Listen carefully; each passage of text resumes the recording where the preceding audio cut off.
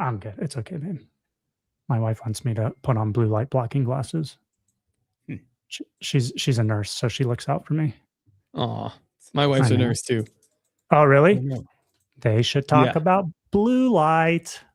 I have blue light blockers somewhere. Honestly, they've been a game changer. But have they really? But that's not here what we're talking. That's not what we're here to talk about. See, this is why Dennis does the intros. Everybody, welcome to Bennis the Menace. And I guess also Nephilim Death Squad, because we're both doing the live streaming at the exact same time. So whose show is it? We don't know, but it's happening. It's your show. It's a swap cast, right? Isn't that a thing? It's your show. Yeah. We're just we're here to answer questions. We don't want any problems. But we have enough beef already as it is. A lot of our listeners are going to be in the chat. Go and subscribe to Bennis the Menace while you're here. Don't be stingy. Don't be stingy. And likewise, our folks go and subscribe to Nephilim Death Squad. You guys have been having an interesting month, to put it lightly, you know. Yeah. And I thought it'd be smart to touch base. We're in the same niche of conversations. We're Christian conspiracists, or I think I said that right. But specifically, I think a huge topic of discussion that we need to own. And if we don't, the other side's going to own it and they're going to put some bull crap out there. Okay. And then we got to make up ground, right? I think we need to own the alien conversation because it's not going anywhere and it's only going to get crazier as we've been seeing over the past couple of years, right? And you guys had a very interesting conversation recently with Tim Alberino. Who's that? Here, let me Google a picture for you. Hold on. It's just a cat. It's a cat, man. And Tim is a friend of the show. He's been on. He came on maybe a couple years ago, early on for us, you know. So it was a big help because, you know, Tim's an OG in the space. And nice guy, difference of opinions on certain things. But your guys' interaction was a bit interesting. So do you guys mind if I ask what the drama is about? Yeah, that's fair. So the drama was, I'll try to use reasonable language. I don't want to get your... Keep it clean. Yeah, I'm going to keep it clean. So the drama was, it started because Tim and the Blurry Creatures boys were saying this thing over and over again, which is if you think aliens or demons or demonic, you're an idiot. And this trend went on for a while. It was in Twitter posts. It was in flippant remarks on the podcast. And then eventually it sort of came to a head. And that head was on Twitter where Timothy Alberino said something, I'm paraphrasing, but it was more or less to the effect of, if you are getting your alien information from Nephilim podcasters, you know, you're an idiot. Which is, it's obscure because we are not Nephilim. 5 fingers. Right. 1 row of teeth. Right. But we do have a show called Nephilim Death Squad. And he did after that, he posted a meme and it said never, it was from Tropic Thunder. Yeah. Never go full retard. And that's pretty much all of our branding in one tweet. Yeah, like the people in your chat right there with the little connected sign. Those are dangerous. I don't want to say it again and again. Yeah. Yeah. Dangerous R words. Yeah. Yeah. And I mean, it's literally, we had a show called that for a while. And so it felt awfully pointed and specific. And even if it wasn't, well, it certainly was offensive to us. No, I liked it. I thought it was fun. I just felt like he was talking to us. So what I did was I purchased a I almost called it a Timothy Alberino costume. A Indiana Jones costume. I purchased an Indiana Jones costume because he dresses like Indiana Jones, and a whip. And I just made a simple post on X, and I was cracking my whip at my bathroom mirror, and the caption said, if you think aliens are demons, you're R-worded, right? And that was it. Very silly, very, you know. Who did you tag it? I didn't tag anybody. What ended up happening was Alberino eventually sees this, and then he comments and he says, do you want to have a conversation like adults or do you want to behave like children? And to which I said, why would you think this is about you? And, you know, so we had this back and forth for a while. And I kept posting Indiana Jones memes. And there really wasn't a huge contention at first. I do believe that aliens are demonic.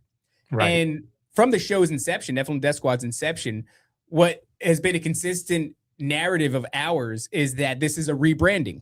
What you're seeing as the alien phenomenon is a long generational psyop to rebrand ancient adversarial biblical entities as, benign space brothers or whatever. And this has been aided by Hollywood for a really long time.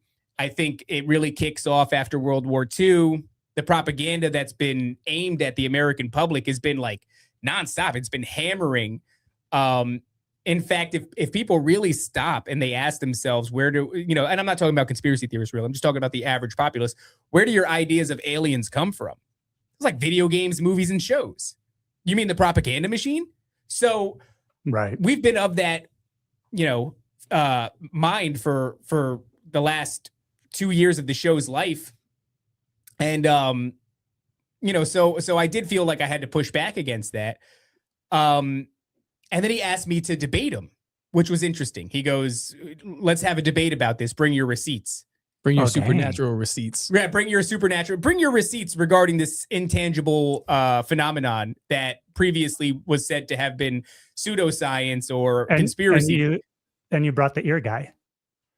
Well, we did bring the ear guy. No, that was that was a Make-A-Wish.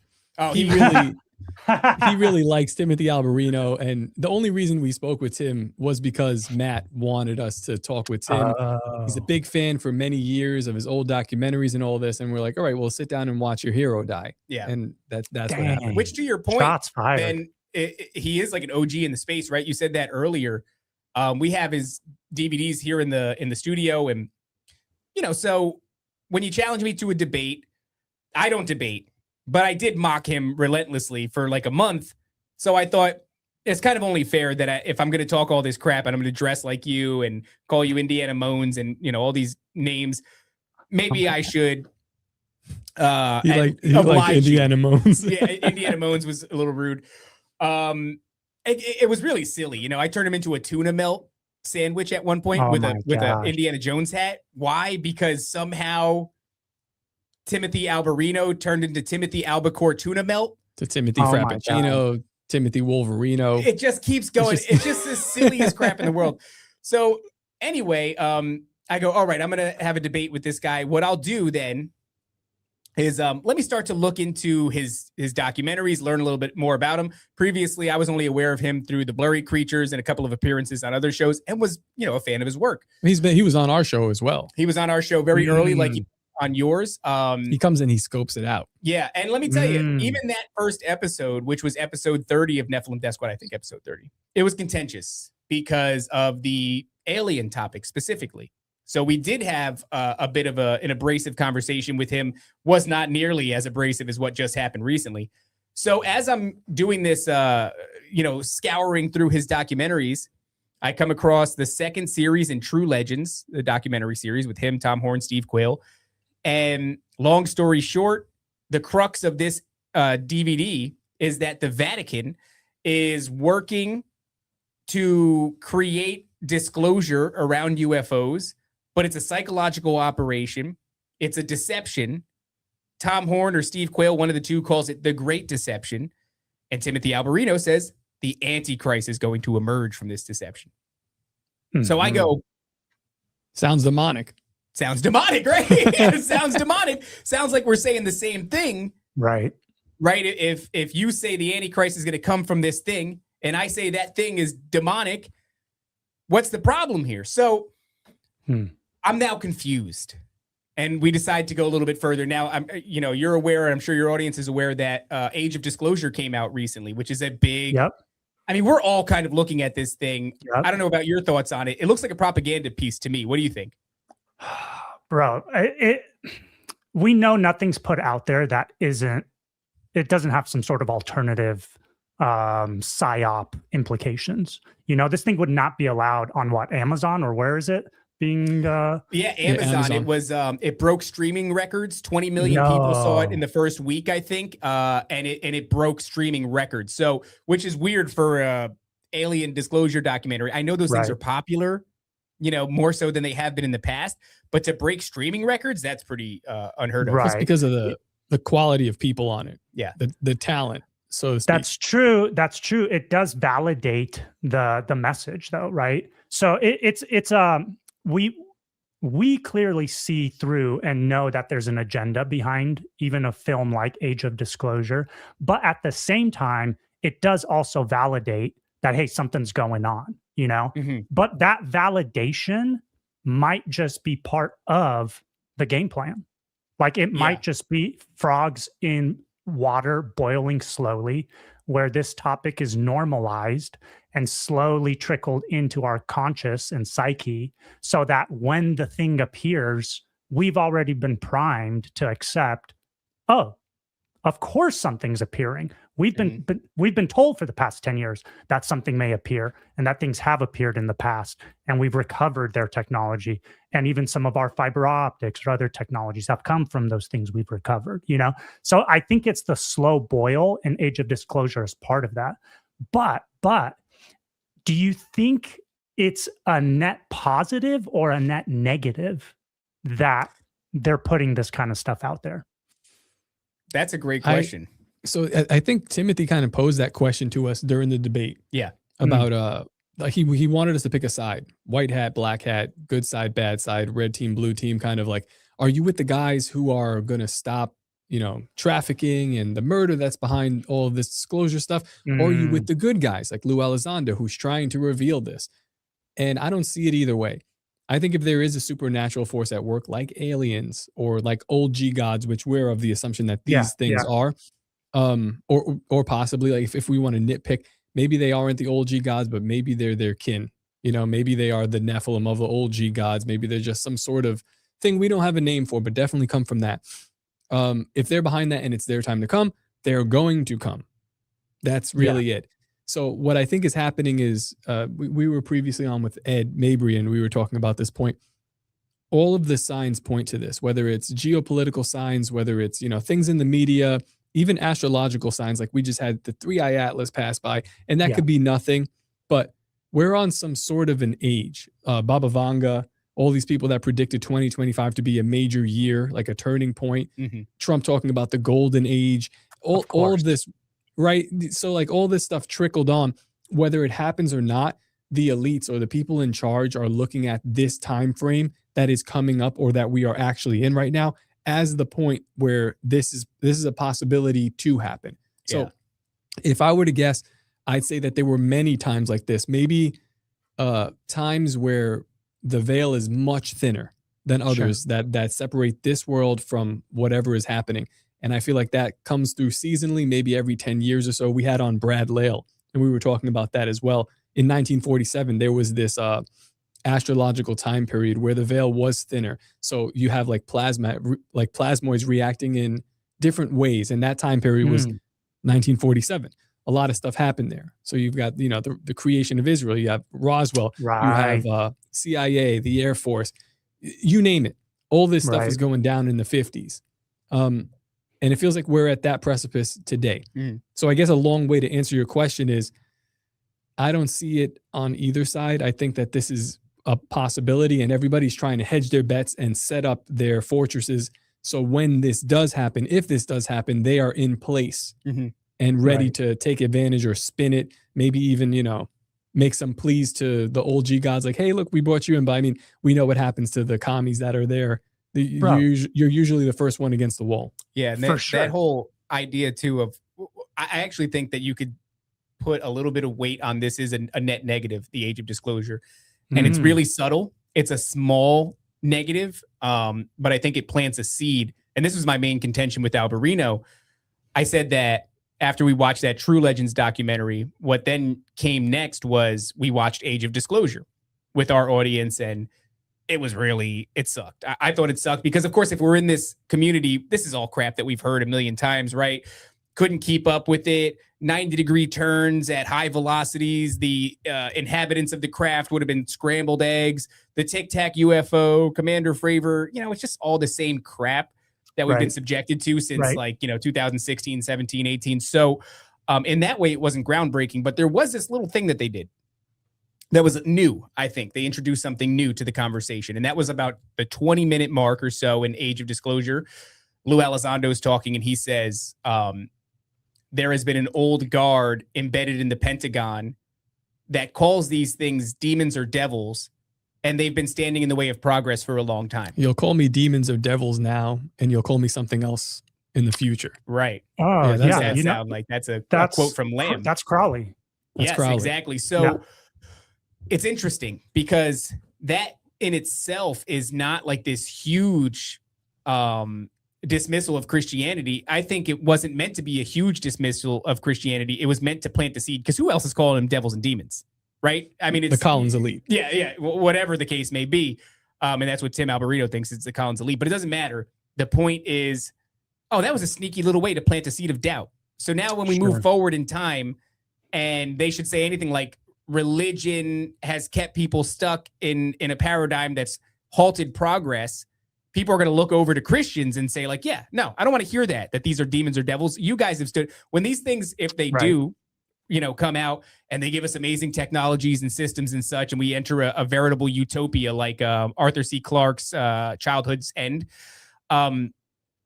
Or is it C.S. Lewis? I forget who it is. Doesn't matter. Arthur. Is it Arthur? Okay. So if we get introduced to that kind of utopia, the idea that Christians stood in the way of this, that's going to rub people the wrong way. They're not going to want to hear that these things are demons or devils. And so, bro, it's not Muslims. It's not anybody else. It's Christians. We're the problem that stood in the way of this in particular. Exactly. Sure. And I think that's the thing that they're trying to set up here. So the last straw in this leading up to this Alberino debate is, I heard he did a review of this Age of Disclosure documentary.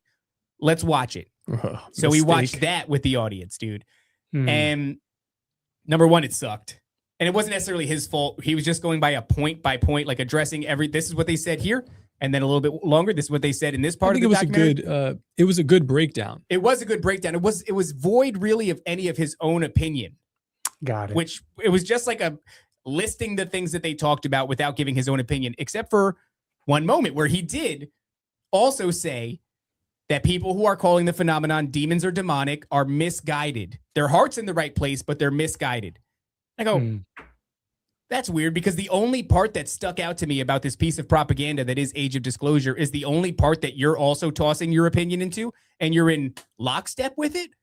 That's really weird, especially from a guy who is Christian, right? And we kind of joked around in the show. We called it grandma maxing. Obviously, the Bible talks about the Great Commission. We are to go out and make disciples of men, right? Spread the good word, spread the gospel, make disciples of men. That's what the Great Commission is.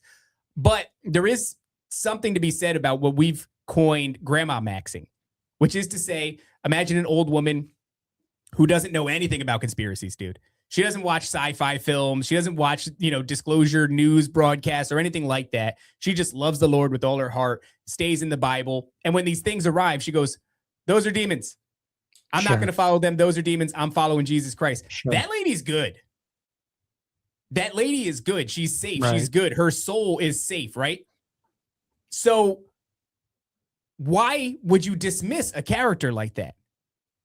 Right. And then, what I was hoping to get into after we unpack this a little bit is the tremendous amount of overlap between demonic encounters and alien abductions. It's nearly a 1-to-1 ratio. They're virtually identical except for in their visage. But I just couldn't figure out why he was saying that. So that's why if you watch this this debate, he's saying a lot of things.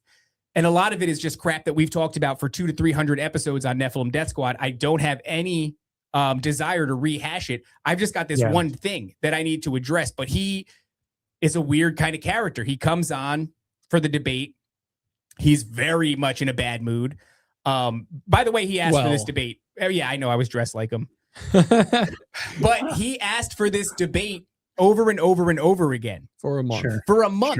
And we said no several times. And he endured the beatings that we gave him throughout the time. Like, they were just like memes, all fun, lighthearted stuff. But we're giving an intellectual man every way out, right? If you claim to be an author and fake archaeologist or whatever, if you're dealing with somebody who is acting clownish, you have every right to go, I withdraw my proposal to debate you. You guys are clowns, I'm out. Yeah. He didn't. He didn't. We even told him no. We told him no And he like 3 still or 4 kept times. asking for it. So, our behavior was silly in the beginning. And then, of course, during the debate, it wasn't as silly because it was weird. The energy was weird immediately.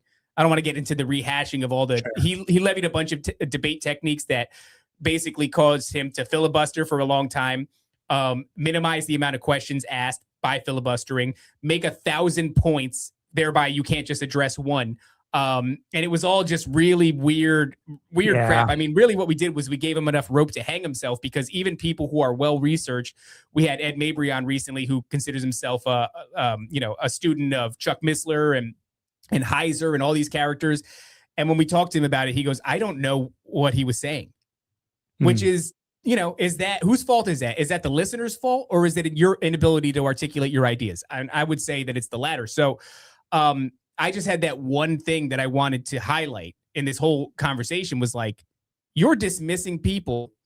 If you say this is the Antichrist is going to, come from disclosure, and I say that the alien phenomenon is demonic, wouldn't you be like, very close, dude? I agree with you. Let me add some extra information, some nuance. We're talking the same language here, but instead he's going, to pretty strenuous lengths to beat that idea down. I mean, even after we did the episode, he immediately called for an emergency episode with Blurry Creatures to get on and do the same thing, address this thing as aliens and demons, and very, very strange, man. But I think at the end of the day, besides the whole rebranding thing, one of the main focal points. Have you ever done that? Rebranded a thing? No. Had an episode with somebody and then flew halfway across the country to... It is literally halfway across the country. He's in Montana. They're in Tennessee. This dude got on a plane and went over there. But like this whole thing strikes me as premeditated. It's a little bit weird, yeah. For whatever reason, the more I really think about it and parse it apart, like, you picked this out of nowhere. Well, first Blurry Creatures started following me on Twitter, and then you start calling us out for whatever reason. In the same week, in the same 3 days, it was like Blurry Creature starts following him, and then all of a sudden he starts making subliminals about what seems to be us. It really seemed like the guy was putting his eggs in the basket that disclosure is going to be here soon, and it would be a good time to get some PR rolling, get loud about this. And we're kind of loud, viral characters on Twitter, and we're also kind of assholes. I think that he was like, I'm going to take these guys down. And instead it ended up being, I mean, like I said, we made a mockery of him with just memes. He is a guy that I enjoy him for a lot of his content, but he wants desperately to be taken seriously. And so we did a good job of making sure that wasn't the case. We got really silly with him and made fun of him in very childish but viral ways. And then we gave him enough rope to hang himself, where for whatever reason, he couldn't articulate any ideas in a 2.5-hour episode where he spoke for 95% of it. And we barely even did anything, man. But everybody's coming away looking at him going, what the hell? So do you think, David, the main point of contention is just on this statement, aliens are demons? Do you think that's where the division is from? I think that is a cleverly placed straw man.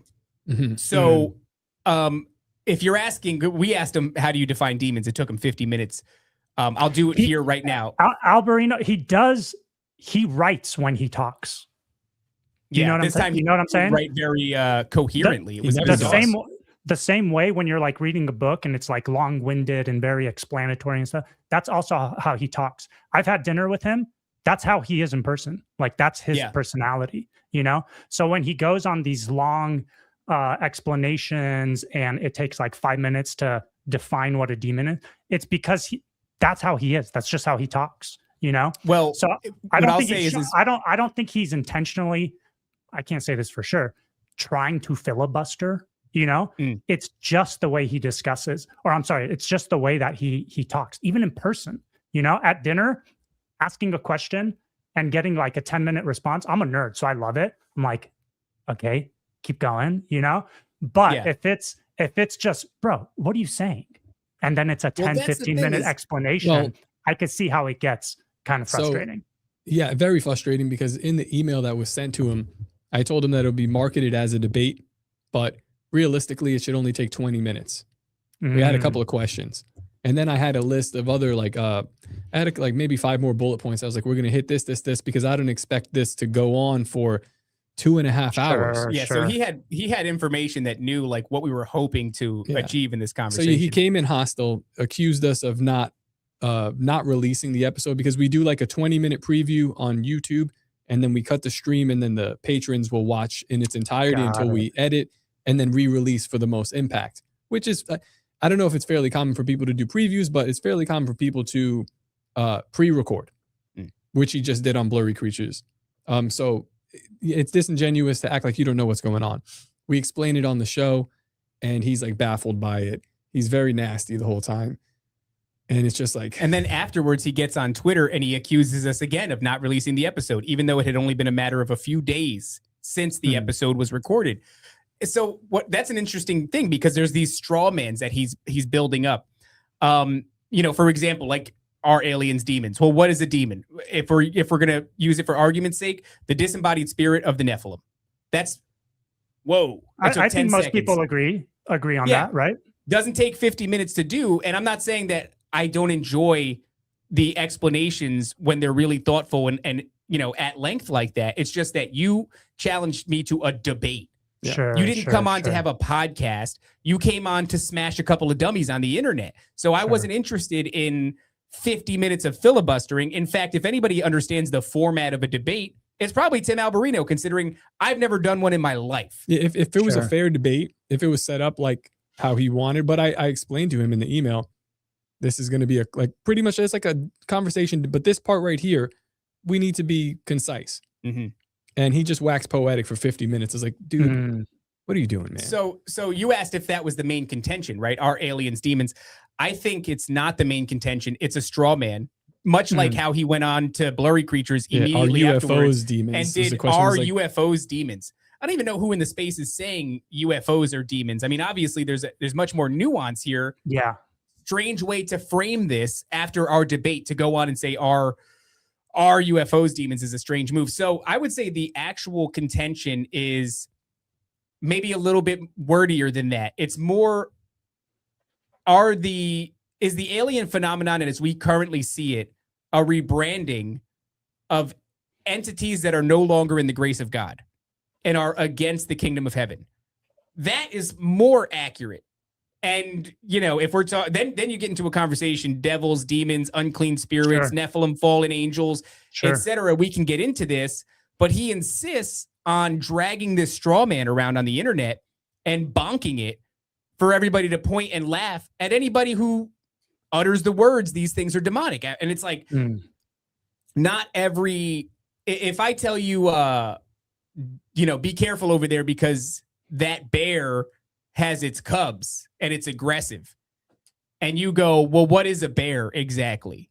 Right. And it's like, it's a mammal, but it doesn't matter. Like, this thing is aggressive and its children. 8 feet tall. Okay, but why would it be aggressive because its children are around? Where's the correlation? Because, dude, for the sake of expedience and the fact that it seems like they're about to reveal aliens in this massive disclosure, we need to have a conversation. It's like, and I'm all for the nuance. But people have heard, our audience has heard the nuance. We go into it at length constantly. It's one of the topics that most commonly comes across the table on Nephilim Death Squad. And it's one that is meaningful to me because it looks like it's almost here. And that could not be the case. We've seen Will Cox get propped up as he was going to be the mouthpiece. And then we saw Stephen Greer get propped up like he was going to be the mouthpiece. And for decades and decades. And now it's Bledsoe. Now it's Bledsoe, or it's Elizondo, or whoever. So they always have their guy. It's like always having an Antichrist in position, right? Like you always have this. We're not calling him the Antichrist. We're making the comparison. Yeah, we're not calling him the Antichrist. We're just saying like having I think he's a fat government position. slob, but Bledsoe equals Antichrist. Okay, got exactly. it. So, noted. Where I changed the name of the episode. Is Bledsoe the Antichrist? I like that. Some clicks. So I was hoping that we could have, because that's pretty much the whole thing. And then afterwards, he denounced us on Twitter. He said that we weren't Christian. He warned people against us. And then we made him into a cat and we paraded him around. And we've just been making fun of him relentlessly.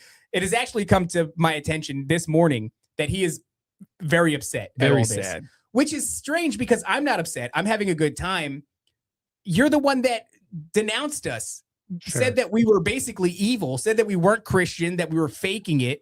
And we just made you into a cat, and we made a, Timothy Frappuccino or whatever. Like, it's just like all these silly things.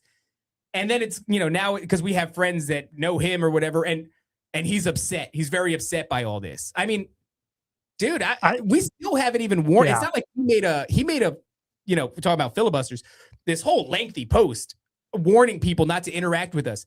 We could have done the same and said, I think Alberino is a Fed. I think he's misleading. We made him a cat. Yeah. And he's the one that's sad about it. It's a bizarre situation. I think this is a guy that, he's got a wealth of content and research that is valuable. And he's laid the way for a lot of guys like us in this space. But like I said, he just wants more than anything to be taken seriously right now. He wants to be close to the situation. He's having cigars with Elizondo and all this other crap.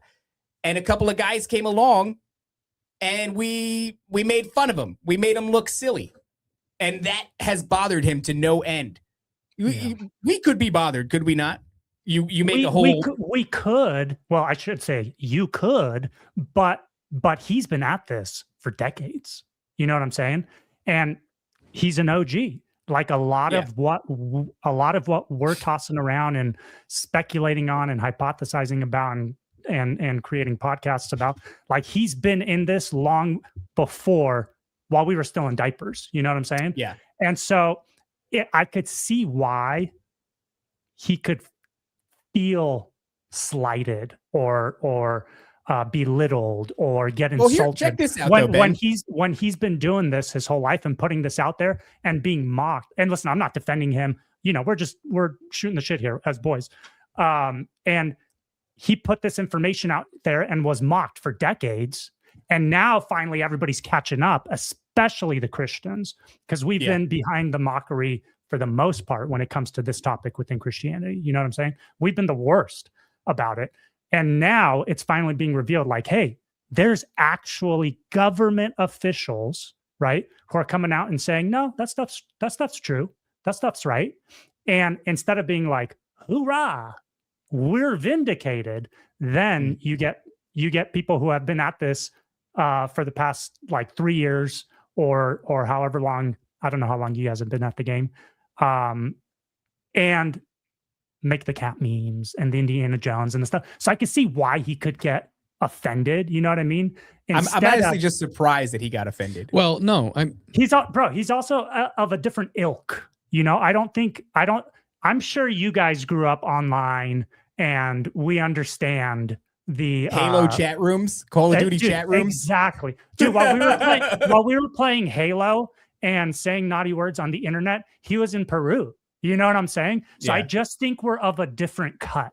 Because if you and I were involved in that kind of back and forth, I'd be cracking up. You know what I'm saying? Yeah. Like we get crap online all the time. I don't care. I find it funny. I hit right back. It's just the game. But if somebody who doesn't get that is a recipient of it, they're just not going to get it, and they're going to take it the wrong way. Don't ask for it. Yes, this is the theme of this thing. Like, we didn't ask for this. We actually the first time we interviewed him, after I think both of us agreed, like, if we never interview him again, who gives a shit? But you came and you wanted to take down this narrative, whatever. It's not our narrative. This is a narrative of L.A. Marzulli or, any of these guys, the guys you used to mess with, Heiser, Quayle. These are that's their narrative. I've read their books. I've watched their documentaries. I think that they're correct. We just kind of not just repeat it, but we say it again, and we add more current evidence that comes up in current events. Sure. That's all that we're doing. You picked us. Why? Who told you? Who told you to pick us? And it's not like you didn't know us either. You had a conversation with us before. And in fact, while you were still asking for it, we were doing all the silly things that we just talked about him being unprepared for. Yes. And so we did it for a month. But the thing is like, after the conversation, like, he has been doing this for a long time. but he comes off with this air of expertise, like he's the final say on things. Besides the idea that he's going to argue about the nature of the spirit realm, like in the thing, it basically made it seem like he didn't believe in a spirit realm. And that's fine, because I think it's a vocabulary issue. He's got an interesting take on that. I totally disagree on. Well, here's the thing I really disagree with is you're going to sit here and tell me that the alien phenomenon, the abduction phenomenon, is always physical. And then you're going to say that the data is settled and all the experts agree. How dare you appeal to experts in a thing that the vast majority of the scientific community won't even look at as a reality? And only now recently are we coming to a place where it seems like disclosure is going to happen. You know, you said before, you don't know how long we've been doing this. We've been doing Nephilim Death Squad for 2 years now, a little bit over 2 years. But I've been a conspiracy theorist for 20 years. Mm-hmm. My grandmother was an abductee victim. Dang. This is something that I know a lot about. Wow. And you can put my own information to bed. We have on people like you can see right above Top's head there in his shot, Stolen Seed, Evil Harvest. That's Karen Wilkinson. She's part of L.A. Marzulli's team. Mm-hmm. She was in the chat when we were doing this show. And she was freaking out. She was freaking out because there are a lot of testimonies of abductees, and you'll get a lot of patterns emerge. You know, from one abductee experience to the next, there's a whole bunch of patterns. But people will commonly say sometimes it seems like it's physical. Other times it seems to happen in like an astral or a spiritual realm. And look, that's all anecdotal. It's not concrete. You can't prove it. So I'm not going to say that it's definitive. But for you to sit across from me and say this is strictly a physical phenomenon, now I have to come down and say you're talking out of your ass. Which is fine, right? It's fine to speculate, but don't tell me that the data is settled, the experts agree. If I introduce something to somebody who's unaware of that information, typically they'll say, that's fascinating. I actually never heard that before. I'm going to look into it and get back to you, right? That's like a reasonable thing to do. I'm not somebody who knows everything, and I'm wrong about a lot of crap. If you bring something to the table and you show me it and I've never seen it before, I'd go, that's fascinating. I don't know. I never heard that before. I got to look into that. This dude goes, no. The data is settled. This is always a physical phenomenon. Well, not only that, he said at one point, he was like, this is the data from verifiable, reliable sources of abductees.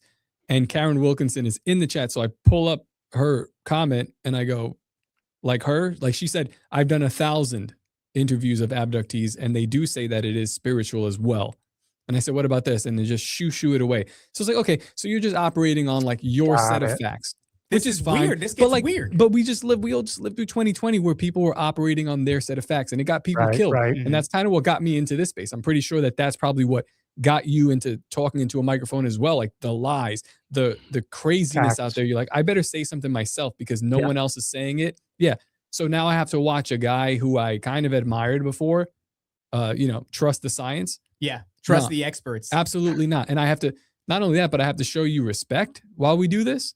No. As a matter of fact, I'm actually disheartened that this is the position that somebody like him will take. Mm-hmm. Somebody that has done the research, that has been on the ground. And now when you're this close to the finish line, I don't want to say you sold out, but it looks like that. You know, it looks like you decided to just take the bag, man. And I don't know how you separate these. So one of the big things that makes it so that I can never separate demonic encounters from the alien abduction phenomenon is the idea that any amount of alien abductions have ever been stopped by calling on Christ. And Alberino acknowledges this fact, and he'll say, but it doesn't always work. Say that again. That any alien abductions at all have ever been stopped by calling on Jesus Christ. This is something that you will find. Remember, I talked about the patterns that emerge. Well, this was on the first show that we discussed this with him. We were like, well, what do you make of the fact that alien abductions do stop on a dime when people call in the name of Jesus Christ? And he admits himself, not all the time. Correct. I agree. But a lot of the time, I don't know what the percentage is, but something like 50-50 to the people who we've spoken to. So, all right, if that's 10% of the time, or like David said, if that's one time, we have to now address why that works.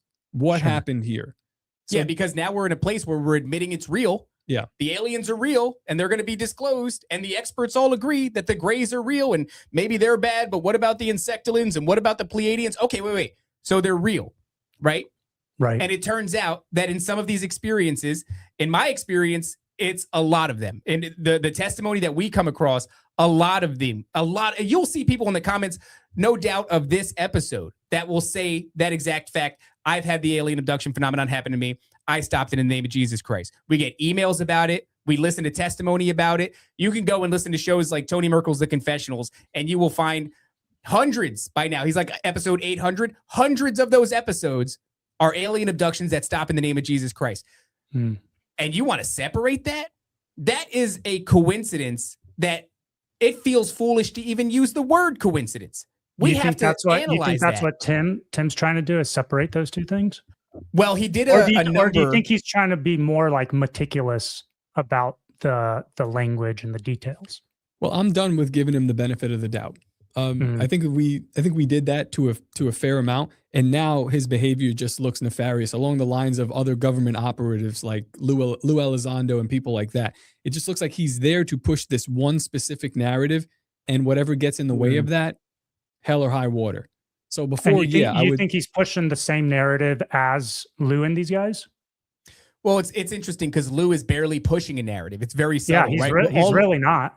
Yeah, all that Lou has done is just come out and rehash a bunch of the old information that we've already had access to. And like I said, the small trespassing that I noticed, which is a seed that does bloom into something much larger, especially if you consider what the New Age says about this coming alien, revelation, whether it's Blavatsky or Alice Bailey or even the mystic Baba Vanga. They're all talking about how aliens are going to come 25, 26, right?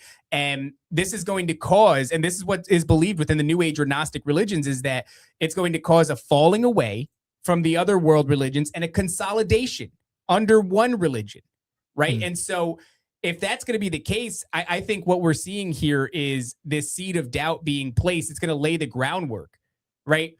These things are going to offer us technology. The main thing that these guys are talking about, especially Tim too, the technology. Look at all of the bad that's happening because these things are hidden and they're not being brought out into the open. And when you have like a black operation, where there's what would you call it, like black market trading and all this, people get murdered in it, people get trafficked because of it. Like all this bad comes from not having this out in the open. His argument, which is insane to me, was like, there's a lot of human traffickers that are operating because of the disclosure narrative that's being suppressed. So then shouldn't we support the other human traffickers to release the disclosure? It doesn't and I'm like, no, all these people are on Epstein's Epstein's flight log. No, Tim, we shouldn't. Yeah. This is not QAnon stuff. And stop mixing that in the Bible. It is interesting because he seems to be like, there is like this kind of white hats, black hats, QAnon thing that he's almost like subtly presenting. But I think if you plant that seed of doubt that these things, aren't demonic and that Christians have stood in the way of it, like I said earlier at the top of the show, once they introduce these technologies, exotic technologies that are 0 point, this and that, then people are going to look to anybody who's trying to stand in the way of that and be like, whoa, wait, these things are demonic, right? You think about old gods and what they have typically done for the people who worship them, right? Any of the pantheons, they introduced to them various technologies, right? If you're looking at the Michael Heiser worldview, you look at agriculture, you look at metallurgy and things of that nature as primitive versions of technology. These things have always given mankind advancements in exchange for worship and sacrifice. And I think the same thing is happening here. The parallels that you could draw between this phenomenon and that phenomenon are, they just call them coincidences or whatever. They pile up to a degree that is pretty staggering, and it paints a really alarming picture. But I think that even though Elizondo is not leading, he's not leading with this overt agenda. And I think that's smart. You don't want to go with like some overt agenda. You want to plant a little tiny seed of doubt. Right. But when it comes to introducing these technologies to us, if they do alleviate cancer, expendable fuel sources, you name it, if the economy crashes, but the introduction of these exotic technologies fixes it, if we're ushered into a veritable utopia, like in the film or the book Childhood's End, and anybody stands up and goes, no, the things that gave us all these wonderful things are demonic, right? People aren't going to like that. Yeah. You know, Cut their head off. And that's the thing too, is I'm trying to understand, where is the good alien? You know, because Tim kind of is alluding to this idea, like, you know, not all of them are bad. If there are demonic ones, not all of them are demonic. And I'm like, well, what's the mark here? Is giving us exotic technologies the mark? Because you know, the old gods, the lowercase g gods, were loved and revered, right? You think people, if you subscribe to the Heiser, you know, worldview, you think that the Greeks didn't revere the pantheon? You think they didn't love them? You think they weren't grateful for whatever things that they received from them? So I just don't know what the mark is. And I asked him a tricky little question. I said, there are those who are in opposition to God, and then there are those who are still in the grace of God. Is there any neutral aliens? And he goes, yeah, well, actually there is. And then he goes on this whole tangent. And then I say, well, Jesus Christ says, if you're not with me, you're against me. Thereby, there are no neutral parties, right? You are either for the Lord or you're against the Lord. And he just kept it moving. Didn't address it, did some more word salad. And I'm just like, I don't want to attribute being a Fed to a guy. But at the very least, what I can attribute is you're doing such a piss poor job of articulating your ideas. It is causing confusion at a time where you need not be confused. If this is really on the horizon, you got to be focused on God and ready to dismiss these things as demonic. And instead, he's just muddying the shit out of the waters. But people are letting him do it because he wears the hat, or he wears the Wakanda necklace, and he has this admittedly fantastic marketability. He is a guy that is articulate, well-researched, and has a look. And if you wanted to put that guy in a position, that would be a great character to do it with. And I don't know if that's where he's fallen these days, but it is muddying the waters is at the least what he's guilty of. Yeah, I do wish we were all on the same page, not in terms of like, hey, what do you think this is? And we all need to agree, but on the page of, hey, this is happening. It's official. We need to prepare, first and foremost, the church, because I think there's going to be a lot of people that are deceived and that are going to go wayward as a result of this stuff. How many people do you think when their pastor stands up and is like, did you guys see that thing in the air on the news this weekend? Yeah. How many people in their church do you think is going to be like, why is that not in the Bible? I'm leaving. I bet you that's going to happen. I guarantee you that's going to happen. But we need to be on the same page in terms of preparing the church, right? The body, the bride. And then, like I said in the beginning of this thing, owning this conversation and having these explanations now. Because if we don't, then we get the Bledsoes owning the conversation. Then we get Joe Rogan owning the conversation. Then we get Lou Elizondo owning the conversation. So even if we have like a diversity of opinion on what these things are, I wish we had a like Christian unified front to go on the offensive in regards to this topic.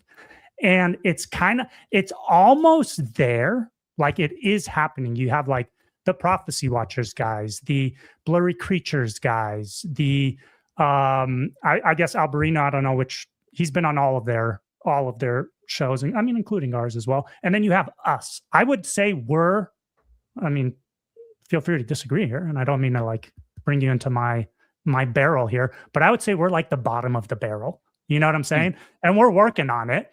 We're doing our best to get these opinions out there and to wake people up, and we're doing our best, right? But these guys, like somebody like Alberino, might be uniting with people like Elizondo and these dudes who are actually in positions that can make a big difference. You know what I'm saying? We're not going to make a big difference when it comes to like what the military believes, what the government believes. We can make a difference in the lives of, I don't know, a few thousand watchers here and there. You know what I'm saying? But if Alberino's goal is to try to wake up as many people as possible to a reality that there is this otherworldly, or he's not going to say supernatural, right? Because he doesn't believe in the spiritual realm per se. He's going to say it's extraterrestrial. So if his goal is to wake people up to the reality that there is something else out there, he's probably going to align with people who are in positions of authority and power, who can be movers and shakers, who are going to also spread that message, as opposed to aligning with us at the bottom of the barrel who don't have as big of a reach and can't move and shake things as much. You see what I'm saying? So I could see both sides, man. I just hope that we don't divide the body as much as unite at a pivotal moment. And we would agree, this is a pivotal moment. You know what I'm saying? Because he's done a great job of that, of dividing. But it always takes two to tango. You know what I'm saying? And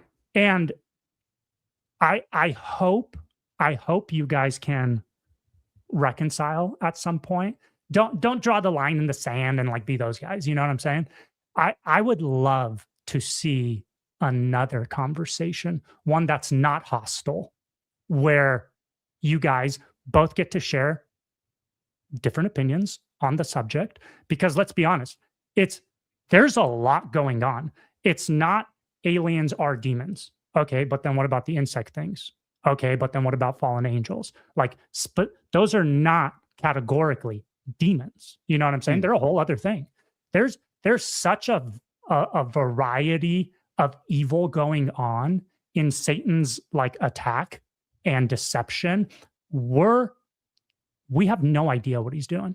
We're clueless to how deep this deception goes and how strategic he's been implementing it for millennia. You know what I'm saying? Oh, yeah. All we have, and this is on Christians, all we've had so far is demons, or if you want to go there and be really crazy, fallen angels. You know what I'm saying? But there's so much more going on. There's so much more going on. Have you guys heard of Nathaniel Gillis? Yeah, we've actually been chatting him up. He's been on the show a couple of times. Great. And we have him scheduled again for March. And, you know, to your point, another dude who's not very happy with the shit that Alberino's been saying. But yeah, we know. And I also want to say, okay, go ahead. Go ahead. No, well, you go ahead. I'm sorry. I would say it's because Nathaniel understands and is like displaying through evidence and data that the deception is very multifaceted. It's not just one thing. It's not just, hey, there's metal crafts coming from other planets and there's little guys inside that we've like confiscated when they've crashed. It's not just that. Then you've got the abductees, you've got the sigils under skin, you've got people who say that there are practitioners doing occultic rituals which are causing these abduct. Like, there's so much going on. It's much huge. Bigger than we've been led to believe. And it almost seems as if Alberino's picked one angle to the deception. You know what's funny too, Ben, is he knows what our thoughts are on it, because I tweeted at him and I said this whole thing, it's multifaceted, right? This includes hybridization program. It includes reverse engineered technology. It includes military intelligence. It includes programs like MK Ultra, disassociative states in human beings, satanic ritual abuse, frequency warfare. It also includes parasites. It includes black mold. This thing is massive. Electricity. Yeah. I said that to him. Governments, like, and you know what he did? He ignored it. He ignored that one tweet and would only address some of the sillier things that we say. And herein lies the problem. I agree 100% with what you said about Alberino picking this one stance. And he actually, when he asked us, I said, hey, if I'm not going to answer the question to pick a side, but if I was a guy that was making documentaries 10 years ago and kind of lost popularity and wanted to pick up that steam again and got a foothold in these and got on big shows like Glenn Beck and Michael Knowles, Sean Ryan, when I get the opportunity, if I was really desperate enough, I would pick the side of these guys, because that's exactly what he did. But here's the problem. It's like, I'm going to join the government to fight the government. Do you see how stupid this is? It is QAnon. There are white hats within the government, and there are black hats. It's also like a weird boomer trap. Like, boomers love this line of the binary thinking. Yeah, the binary line of thinking. And I'm like, that's not an option. From the political realm where I came in, I seen people get into politics get chewed up and spit out. They go in, they make deals and they ruin their reputation. Dan Bongino is just like one of the first people that comes to mind, but like many lower level people as well. They go in, you make a little bit of a deal here, you sacrifice your soul. And I think right now we're playing a little bit more on the soul level rather than reputation and money. So go ahead and do that. Feel free to do that. But I just disagree with you. And now from the standpoint is that's like, okay, cool. You're free to think that. We're also free to not associate with you, which I was fine with. After I heard your nonsense on our show face to face, I was like, whatever. Why do you call us out? Why can't there exist another standpoint of this phenomenon? Why when we bring up Michael Heiser, you immediately it's like the palpable rejection of his name, because now there's like this other player. He's probably glad that he's gone, but there's this other player in the room that has a much more impressive body of work than you do, and you guys cannot coexist for whatever reason. Why? Why not? Why can't we have a body of Christ where, we're kind of like saying, this thing from this angle, and I'm totally open to what he's saying. Like, I love the nuts and bolts aspects of what he brings to the table. Sure. But when we're talking about something that is a little bit more spiritual or supernatural, reject it to the point where it has to go where you're calling for my career. And that's another thing when we're talking about reconciliation. Don't call for how I feed my children to be canceled. I've already been canceled enough in the last 7 years of doing this shit. You're not going to do that. And when you do, now we're going to play. So that's why it's been kind of a little nasty, and that's why he's not doing so good right now. And look, it's the nastiness. Don't do that. That's crazy. The nastiness is one thing. We're not the ones who said no. You know what I mean? Like, we made fun of him, and he doesn't have a sense of humor, so that kind of landed poorly on him. He does have a sense of humor, but like he made some jokes that were like, but he went out, publicly denounced us, said we weren't Christian, warned people against us. We were never the ones who said, don't listen to, even still, after all this, I'll say, like, those documentaries, the True Legends documentaries, they're great. They're bangers. You know, this guy, along with a bunch of other people, really did pave the way for guys like us. Yeah.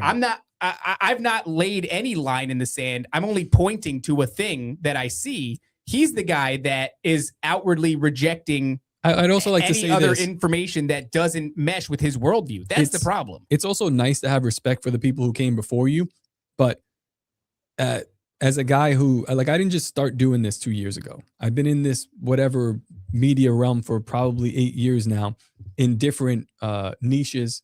I've worked for video companies, and I've seen all the niches. I've seen how these communicates, like, these communities organically grow, and I've seen the older guard, and like the life cycle of the old guard in these communities is like, it's like a running back, like 4 years or something like that. Like, these guys are going and then they're out.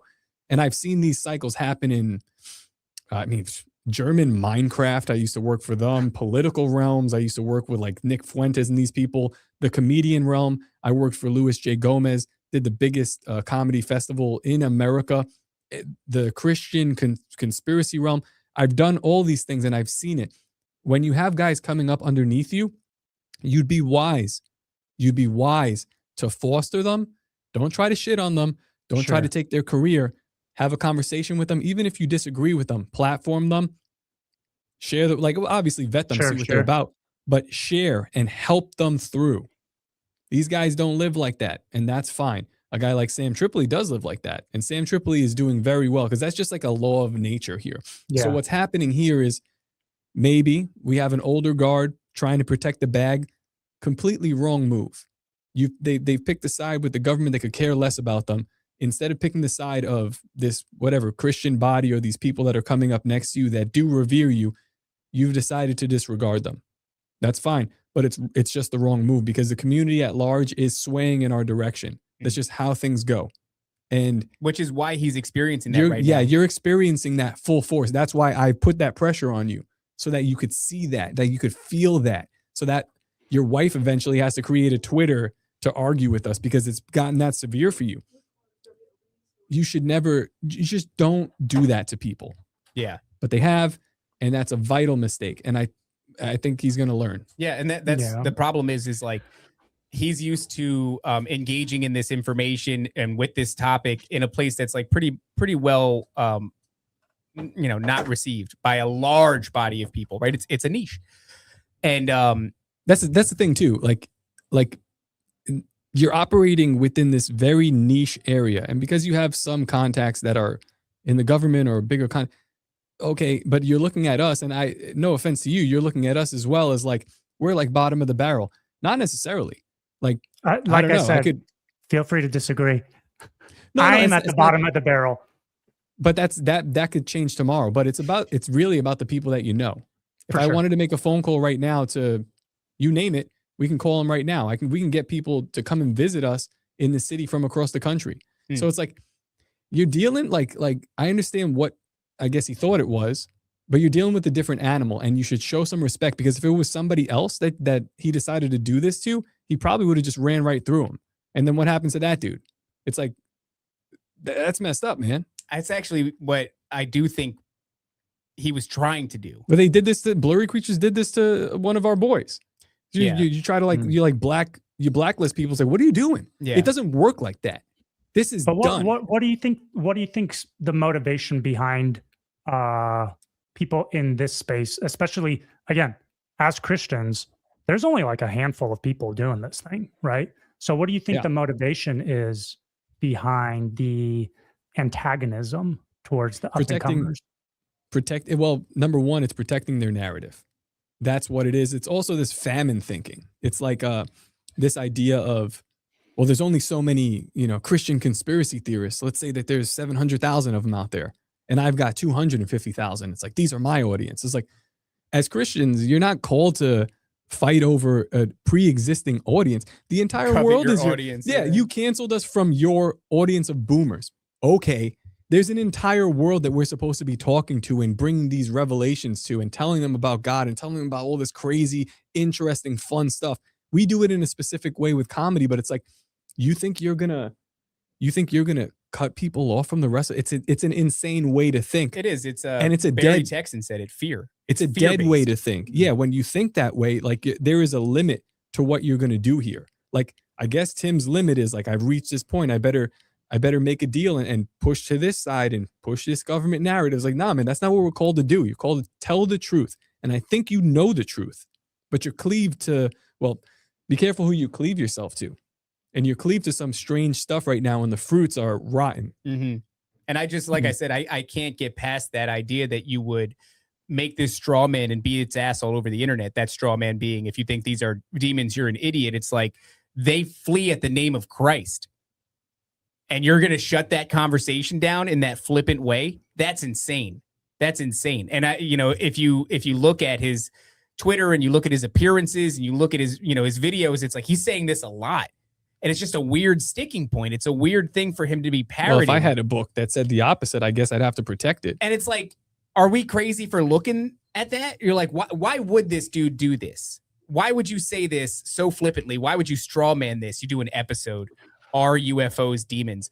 Who in the space is even saying that? What Christian conspiracy content creator is making episodes about UFOs are demons? UFOs are the disembodied spirits of Nephilim. Is that who's saying that? Because I don't know anybody that's saying that. Why are you making that the title of your episode right after you did this with us? There's this reductive straw man that you see fit to beat the crap out of all over the internet. These things flee at the name of Jesus Christ, dog. This should be the most vital thing as Christians, right? We should all be coming together across all of our different platforms and looking at that. Wait. These things flee when you call on Jesus? What are we talking about here? If they're about to be disclosed, we all need to be hammering this topic, but you're dissuading people from it? And then all of a sudden I look over and you've got a book that is not in alignment with that. It's just weird because is that what you're doing? Like, it reeks of like someone in the Instagram comments said it's territorial rather than truth. And that's what it reeks of. But it's like, we've already seen that play out in the comedy sphere in a big way. So the guy that I worked for, Louis J. Gomez, he's in the New York City comedy scene, relatively low-level comedian.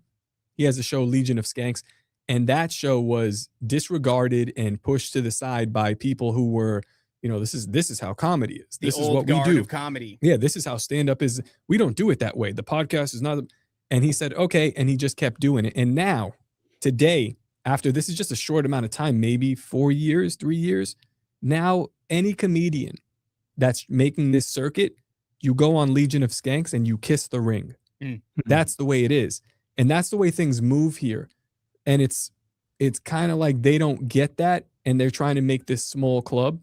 And unfortunately, I don't think you can do that anymore. That's just not how the world works anymore. We're moving in a weird direction. So yeah. And look, I know you said that you wanted to see, you know, this sort of no division in the body of Christ. And I'm hopeful. I agree with that. No, and I think that's a fair thing to be hopeful for. And you're definitely not in the wrong place for wanting that. It's just like, to me, it's less about Tim and it's more about the narrative. It's a dangerous one. It's a dangerous thing to spread doubt about.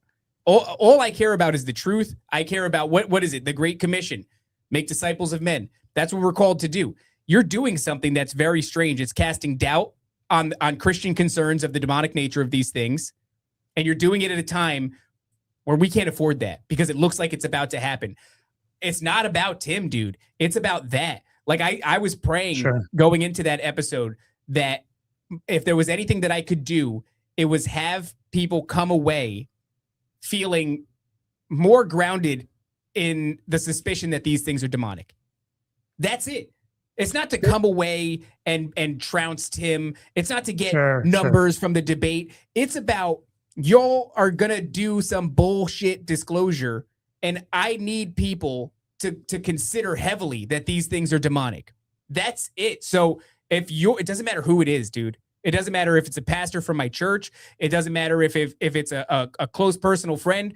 If you're going around and you're saying that's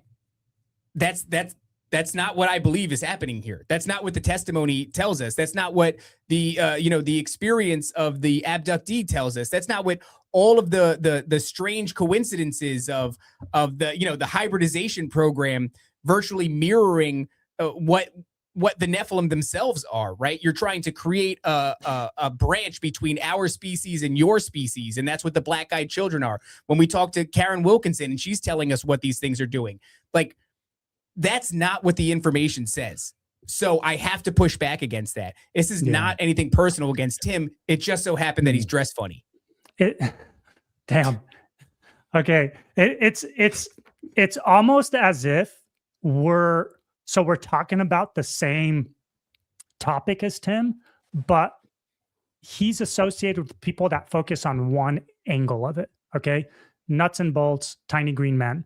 And what do they call it? Like non-biologic, or what do they call it? The non-human NHI. Yeah, non-human intelligences. Yeah, non-human intelligence. Okay, and they also say non-human biologics. That's what they said after that's what I was thinking. Back in like 2019. So when you go to like Congress, okay, and you're part, or you've been part of the either the disclosure or the crash retrievals or the non-human biologic retrievals or whatever. If you go before Congress and you're like, there's demons, they've been coming and going, they're possessing people, kidnapping people, the crop circles, you're going to get laughed out of there. You know what I'm saying? You got to be very, very specific with your language. That's why they have UAP now instead of UFO, right? NHI, NHI. That's why they have all these little like terms, is because they're saying the thing without saying the thing, right? Yeah. And that's why I want to give a little bit. I know you guys have had.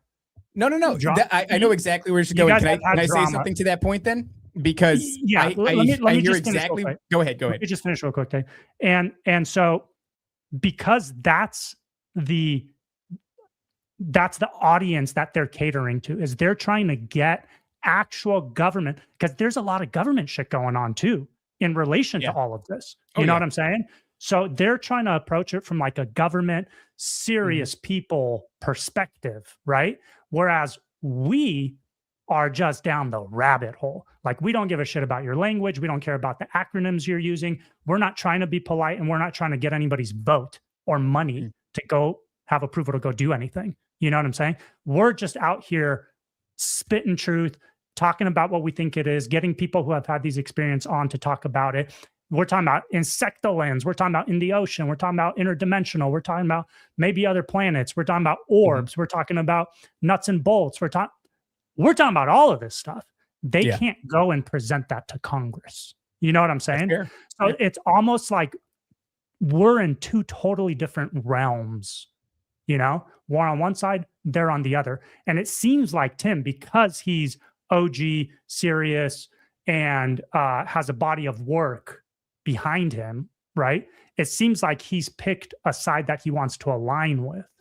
And it's not necessarily that he disregards like everything from our side, but it's not going to present well with who he thinks are probably the movers and shakers. That's how I see the situation. You know what I'm saying? Because if I remember correctly, and I was listening to you guys' episode in like while doing other stuff, so I could be remembering this wrong. He said it's not that he doesn't think they're demonic, as in their agenda, right? Nefarious, evil, right? He just said he doesn't think that they are specifically demons, which we already know, we've agreed are the disembodied spirits of the Nephilim, right? Right. So when the little green man shows up because his UFO crashed, that's not a disembodied spirit of the Nephilim, which I think might be what he thinks we're saying when we say, hey, those are demons. You know what I'm saying? That's fair. And we could have had that conversation once again if he didn't frame it as a debate, because everything that you just laid out are things that we've talked about across a multitude of episodes on this show. And we even went into this with the presupposition that we were going to agree on far more than we disagreed with. It was only until we started smelling bullshit, something was up. There was like there was a purpose to this. And then, you know, seeing some of the things he was saying in the past being inconsistent, but we did give him that opportunity during the show. I could see him think that this is discrediting what they're actually trying to do. You know what I'm saying? I could bottom see that. of the barrel, a couple thousand views. No, it's true. Okay, so like, but in comparison to Age of Disclosure, 20 million. Why are you wasting time with us? Great question. That is a great question. After I told you no. Oh, and you're thinking that it might be like his intent might be nefarious? It's hard to figure out the why. It's hard to figure it. So on one hand, I would assume it's because he's actually like trying to help. But he knows what we think. In fact, I made it really clear to him. I told him multifaceted, military intelligence, reverse engineered technology, biomechanical organisms that can be inhabited by spirit, just a whole plethora of shit. I laid it out for him so that he had an idea. And let me tell you, there's no way, like, he just ignored it. He just ignored it. I did give him an opportunity. I said, look, if this was something that maybe, let's say you were a guy who's been in this space for a long time and you were trying to get close because you wanted to be a voice for Christianity when Disclosure was popping off, maybe you would be on a podcast and you might let out a small meow. And he didn't do the meow. So I don't think that... Fatal error. I think it was a fatal error. I don't think it was true then that he was actually kind of a double agent. But I think also the thing that stands in the face of that is like he knows what we believe. We've had him on the show before, and we did a pretty decent job of laying out. It was not as contentious at all. And we were able to get into conversations about theory on this matter. I also sent him the tweet that explained to him that I think this is a multifaceted phenomenon. And then he still denounced us afterwards. He denounced us. He said that we weren't Christian. He warned people against interacting with us. What's going on there? If you're like a dude who's trying to get close to this scenario because you want to be a representation of Christianity when Disclosure pops off, do it. But why warn thousands and thousands of people against us? Like, why say that we're not Christian? Like, what's going on here? If you came to me and you were like, I'm going to sell my soul to the government, I'd tell you, good luck. Godspeed, brother. See you later. Yeah. That's it. And then I have a show to do. We do like 7 shows a week. I can't be messing with you over here. But you picked this. Yeah. You kept on pushing it. And that's the question. It's like, why do you care about what I'm doing? This is like small fry stuff. The whole thing, I think the whole thing, the only way it makes sense to me, Ben, is why would you set out to talk to us? Well, you had a thing you wanted to achieve. Maybe it was beating the shit out of your straw man on a show that goes viral. Okay, that's what you came here to do. And then why did you react the way that you reacted afterwards, where you denounced us and said that we weren't Christian? Because you looked like shit and it didn't go the way that you wanted it to go. That lens is actually very simple. You had a thing, it didn't pan out the way you wanted it to. You freaked out on us, and you told everybody that we were evil and not to associate with us. You're still freaking out. You see, he's still freaking out, dude. He's tweeting about us daily. He's in our comment section on YouTube giving us filibusters that look like they're generated by ChatGPT. It's bizarre. And meanwhile, we're just over here having fun, making jokes, and every once in a while, we're forced to stop and go, why is this happening?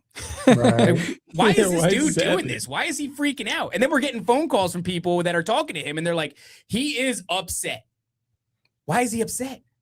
We let him talk nearly uninterrupted for 95% of the episode. And what's the consensus? If you look at the comments on it, they're like, I don't even know what he said. Oh, well, that he said this. He goes, well, I casted pearls before swine, meaning we're swine and we're idiots and we're too intellectually stunted to understand what he's saying. We talked to a researcher who's a student of Chuck Missler and of Heiser, and he comes on, he goes, I don't know what he said. It didn't make any sense. So, okay, you failed to articulate your ideas. You made yourself look like an a-hole. We got real silly with you. The optics were the opposite of what you wanted in this rather crucial time where it seems like you really want to be situated next to Elizondo smoking a cigar with him. And so you freaked out on us. And, dude, fine. You want to be the agent. You want to get close. You want to introduce Christianity to this thing, but you have to do it in a serious way. Why do you have to say that we're not Christian? Why do you got to try to destroy what we're doing in order to do that? Do you think? But he didn't start there. You know what I'm saying? He got there after things didn't go the way that that he wanted. Where did he start? He started by calling us retarded, and then being very pissy. And I've never done an interview with somebody that came in. Oh my God, it was so weird. Pissed. I mean, you were dressed as did you guys ever go hard against anybody before having them on? Yeah. I mean, yeah. Not on the show. Well, no, I mean, on my other show, yeah. Oh, yeah. Well, that's a comedy show, though. On this show, because we're dealing with, like, intangible conspiracy-related information. So even if we don't agree with your theory, if we can see how you got there, it's like, who am I to say that you're definitively wrong? We're dealing in information that is hard to, it's hidden from us. It's obscured from us. So, like, we never did that on the show. We've done it on like Twitter and stuff, but that was, it was rarely conspiracy related. It was more like comedy related. And to be honest, he's seen that. He's been on our show, but he probably doesn't remember because he goes on so many shows. I know he's seen us on Twitter. And we've carved out a name for ourselves. So I think he looked at us like, oh, these guys, they're not very smart because we don't go on Twitter posting filibusters about you don't take theology yourself seriously. And it's just not the place for it, in my personal opinion. It's a great place to take down like political characters, and shit like that. But it's not a great place to post, long-winded theology or thoughtful conspiracy or anything like that. And maybe it is, but that's not what I use it for. But it doesn't matter.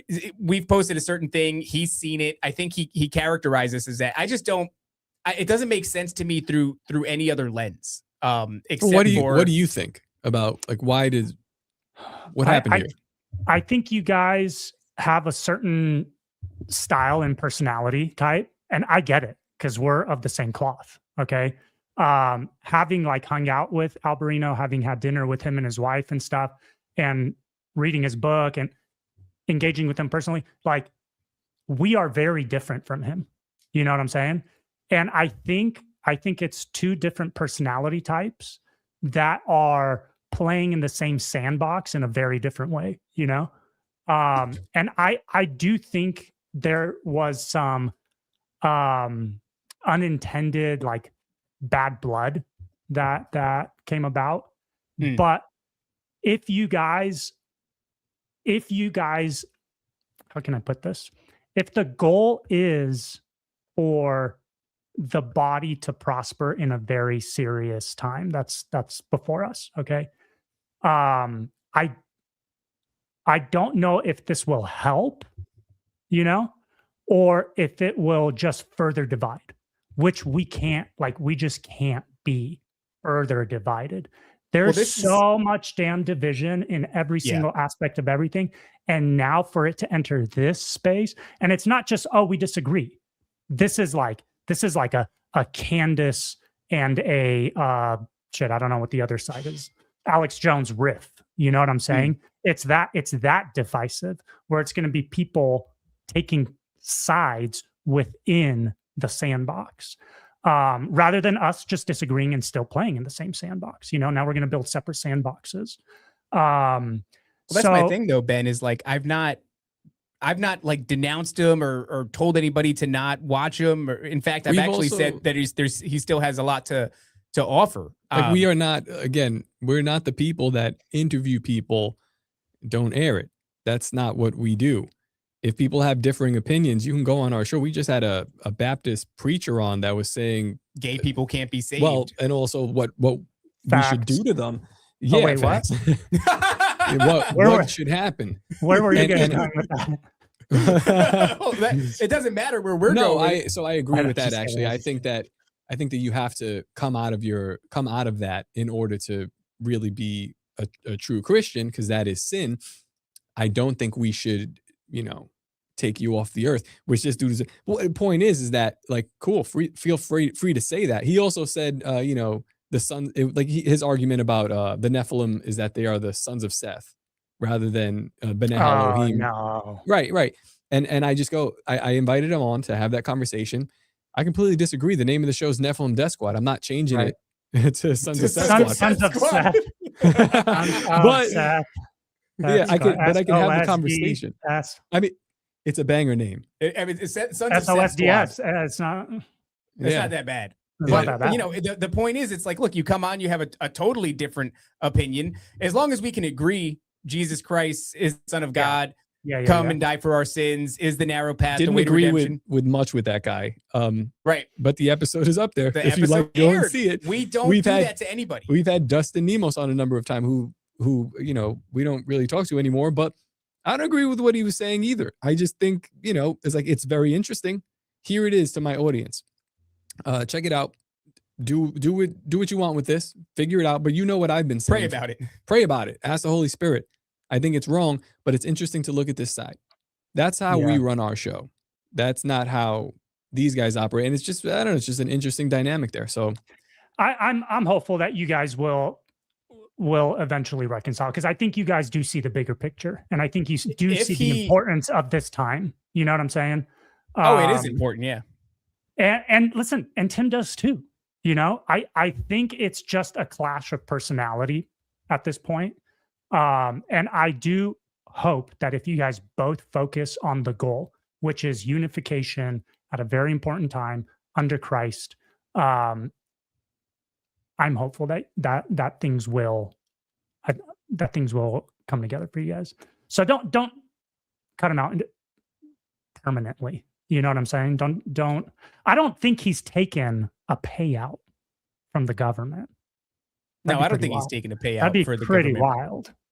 I think he has billionaire backers. Well, but that's I don't true, know. Listen, I also don't. If I was a billionaire, I'd want to be friends with him. But I don't care. No, I mean that's confirmed. That is true. He's even said it. But it's like, is that necessarily a condemnation to have a billionaire backer? I don't know. But I mean, listen, if we're going to be throwing around accusations of who's Christian, who's not, I feel like that's a fair thing to throw around, since you admitted it yourself. But we can't cross the bridge. He blocked us. We also can't cut you out, Tim. I have no interest in cutting anybody out. I can't. I don't have the power to cut anybody out. Oh yeah, I'm going to cut out Tim's body of work that goes back 20 years. No, who cares? Right. You're going to do what you're going to do, and we're going to do what we're going to do. But if he did come and he apologized. And got us on Blurry Creatures. Well, which we would deny. We would say that we're not going to go. We're simply too busy. We're too busy to go on Blurry Creatures. At least 6 or 7 years, our schedule is packed. Yeah. So the answer is no. And I hope they hear this. I would appreciate them reaching out, but it will be a firm no.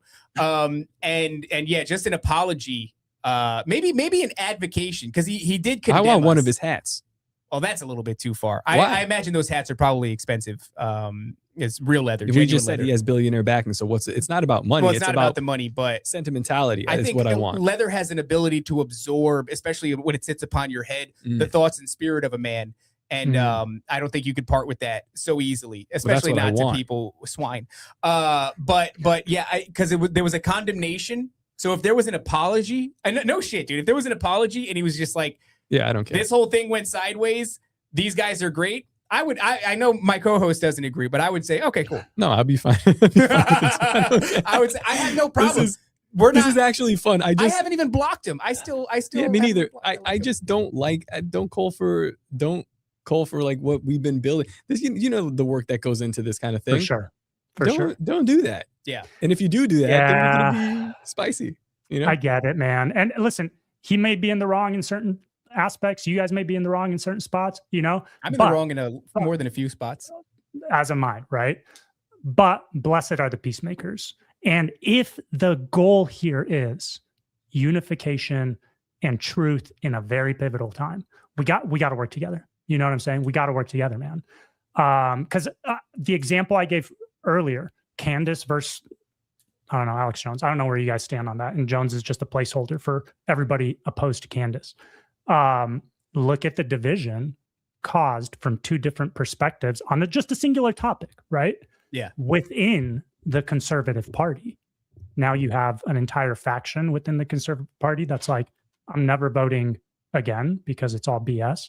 And then you have another faction within the Conservative Party that's like, well, we have to vote right, otherwise the left wins. So it's just like, those are both happening in parallel right now within the same movement. And I don't know what actually it's the same exact phenomenon that you're describing. And I guess we would be more of the Candace types, but it's funny because on Twitter, he's also gotten out of his lane. He's very outspoken about that. He's very outspoken about even like the Charlie Kirk thing, which is I'm like an old political head. So I'm like, my takes on these things are a little bit more nuanced than Tim's, clearly, because I'm like watching them like this is just bonehead nonsense. And, you know, just backing the Tyler Robinson theory that the FBI got it right. FBI got it right 2 days later, not even 2 days later, 1 day later, you know, the guy disassembled the rifle. Yeah, 33 hours. Tim's like, we'll see you in Valhalla, Tim. He disassembled the rifle. He threw it down. His boyfriend's transgender. All this stuff is like, okay, yeah, we believe all this government narrative stuff that you're like neatly feeding us. And also then, you know, trashing the Candace Owens, which I'm not a big fan of. Like, I know where she came from, and I know that could be a little bit sneaky as well. But if she's saying some things that are true, then we have to say, okay, that might be true.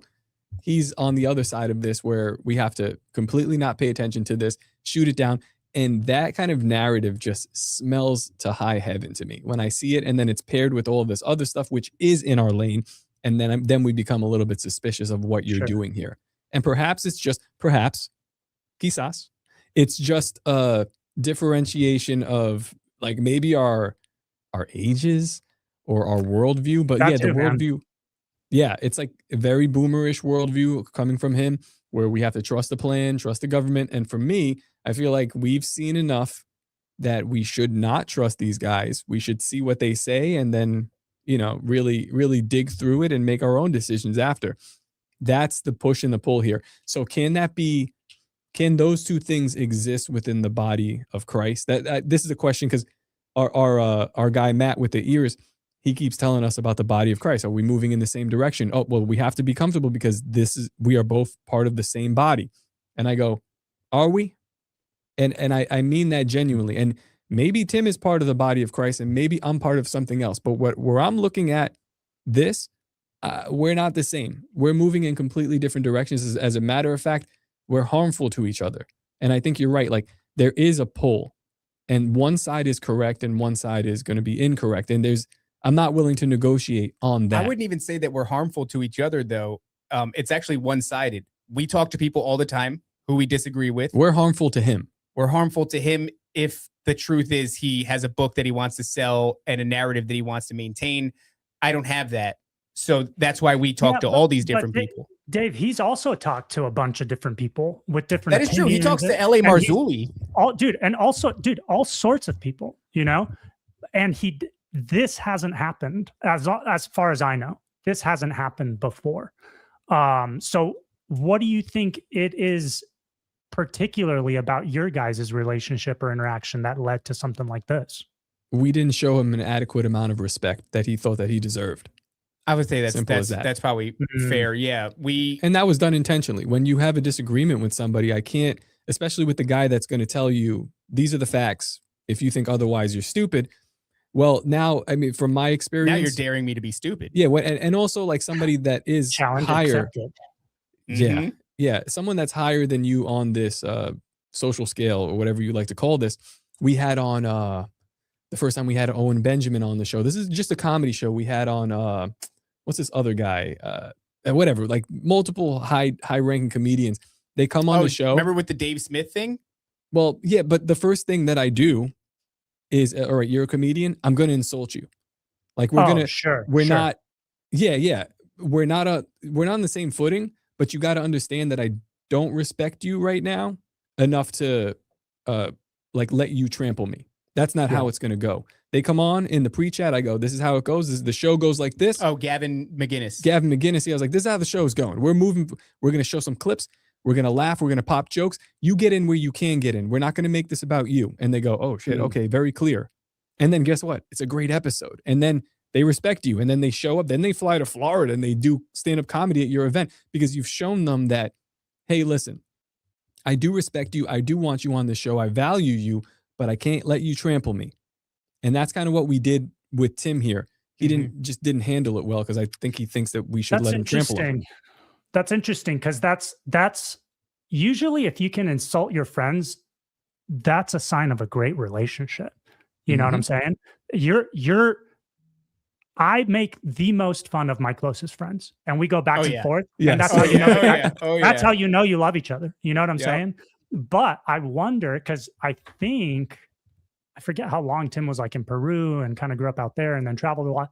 I wonder if he just never picked up on that social aspect from the West. A fair thing and it's more of a like, bro, if you're in South America and you're insulting each other, you're gonna get freaking machete'd real quick, you know? Could be, yeah. I try to go ethnic there, but I don't think I said it right. I think that was fair. Machete. Machetes. Past tense, machete. But I think it's just a clash of personalities. You know what I'm saying? And you guys do cater, your style does cater to a totally younger audience than Tim's might. Tim is more of like an intellectual, not that you guys aren't, but the way he like presents himself, more intellectual, more of a teacher. You know, it's as if he's holding like a lecture and going through the subject matter. That's actually a great observation because I always say on our show, we're not the teachers. We're the loudest, funniest kids in class. The audience is the rest of the class, and we're like, we're going to ask the questions that are uncomfortable. And I think that's why people continue to watch the show. But on the other hand as well, we've had people on the show that are much smarter than Tim, that are more well-researched than Tim.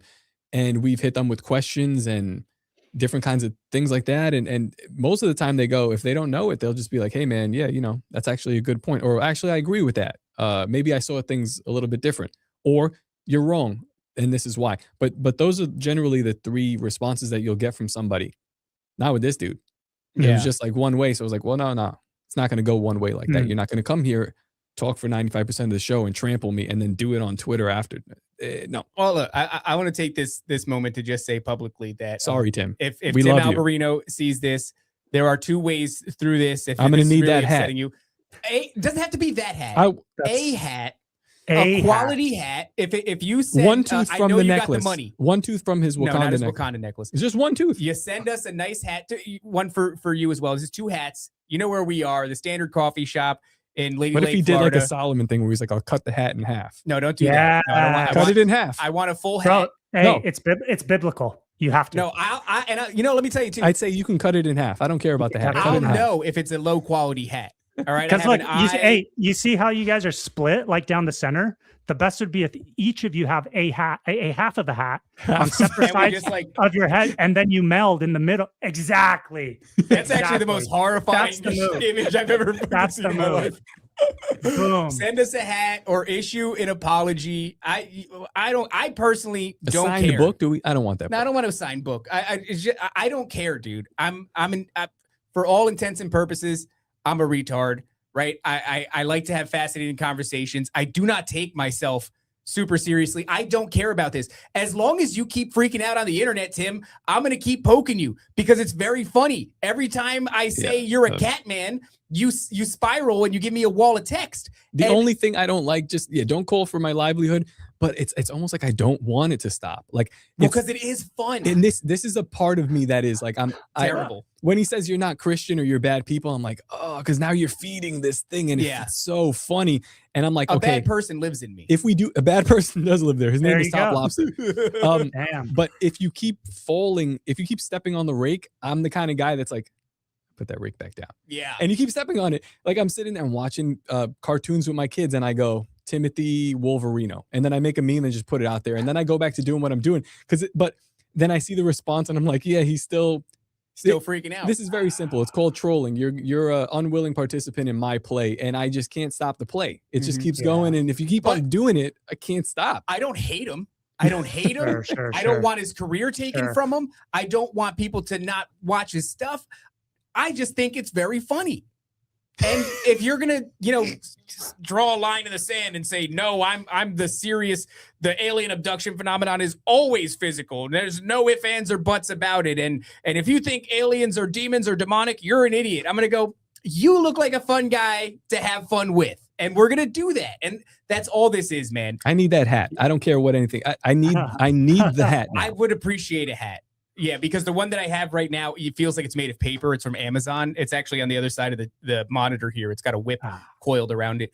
I would like a hat. If he gave us a hat, man, if he gave us an apology, I would stop memeing him. If he gave me a hat, I might just sing the man's praises. Yeah. What do you want me to say? Disclosure? You heard it here first. You heard it here first, folks. We need the hat. I mean, please. So the hat would be, in essence, the sacrifice that atones and brings relationship again, right? I would never not wear it. Honest to God, man. If I picked that thing up and I was like, it's probably heavy, right? It's got to be weighty. Heavy. It's supple. It's soft. Sure. And it's one of those, like a good baseball mitt. It's got to like be broken in. Like that thing. I want this thing to show up in a box, and when I open it, it beckons me to adventure. It says, come to Peru. Climb some megalithic structures. Make some blanket statements. I might just send you guys that. No, it's got to come from him. No, it's got to. I would appreciate it, Ben, but it means it's transcendent in its meaning. I feel like when you put this hat on, you go, aliens aren't demons. Maybe that's what happens. Maybe that's what happens, dude. Hey, there's a neural link that plugs into the back.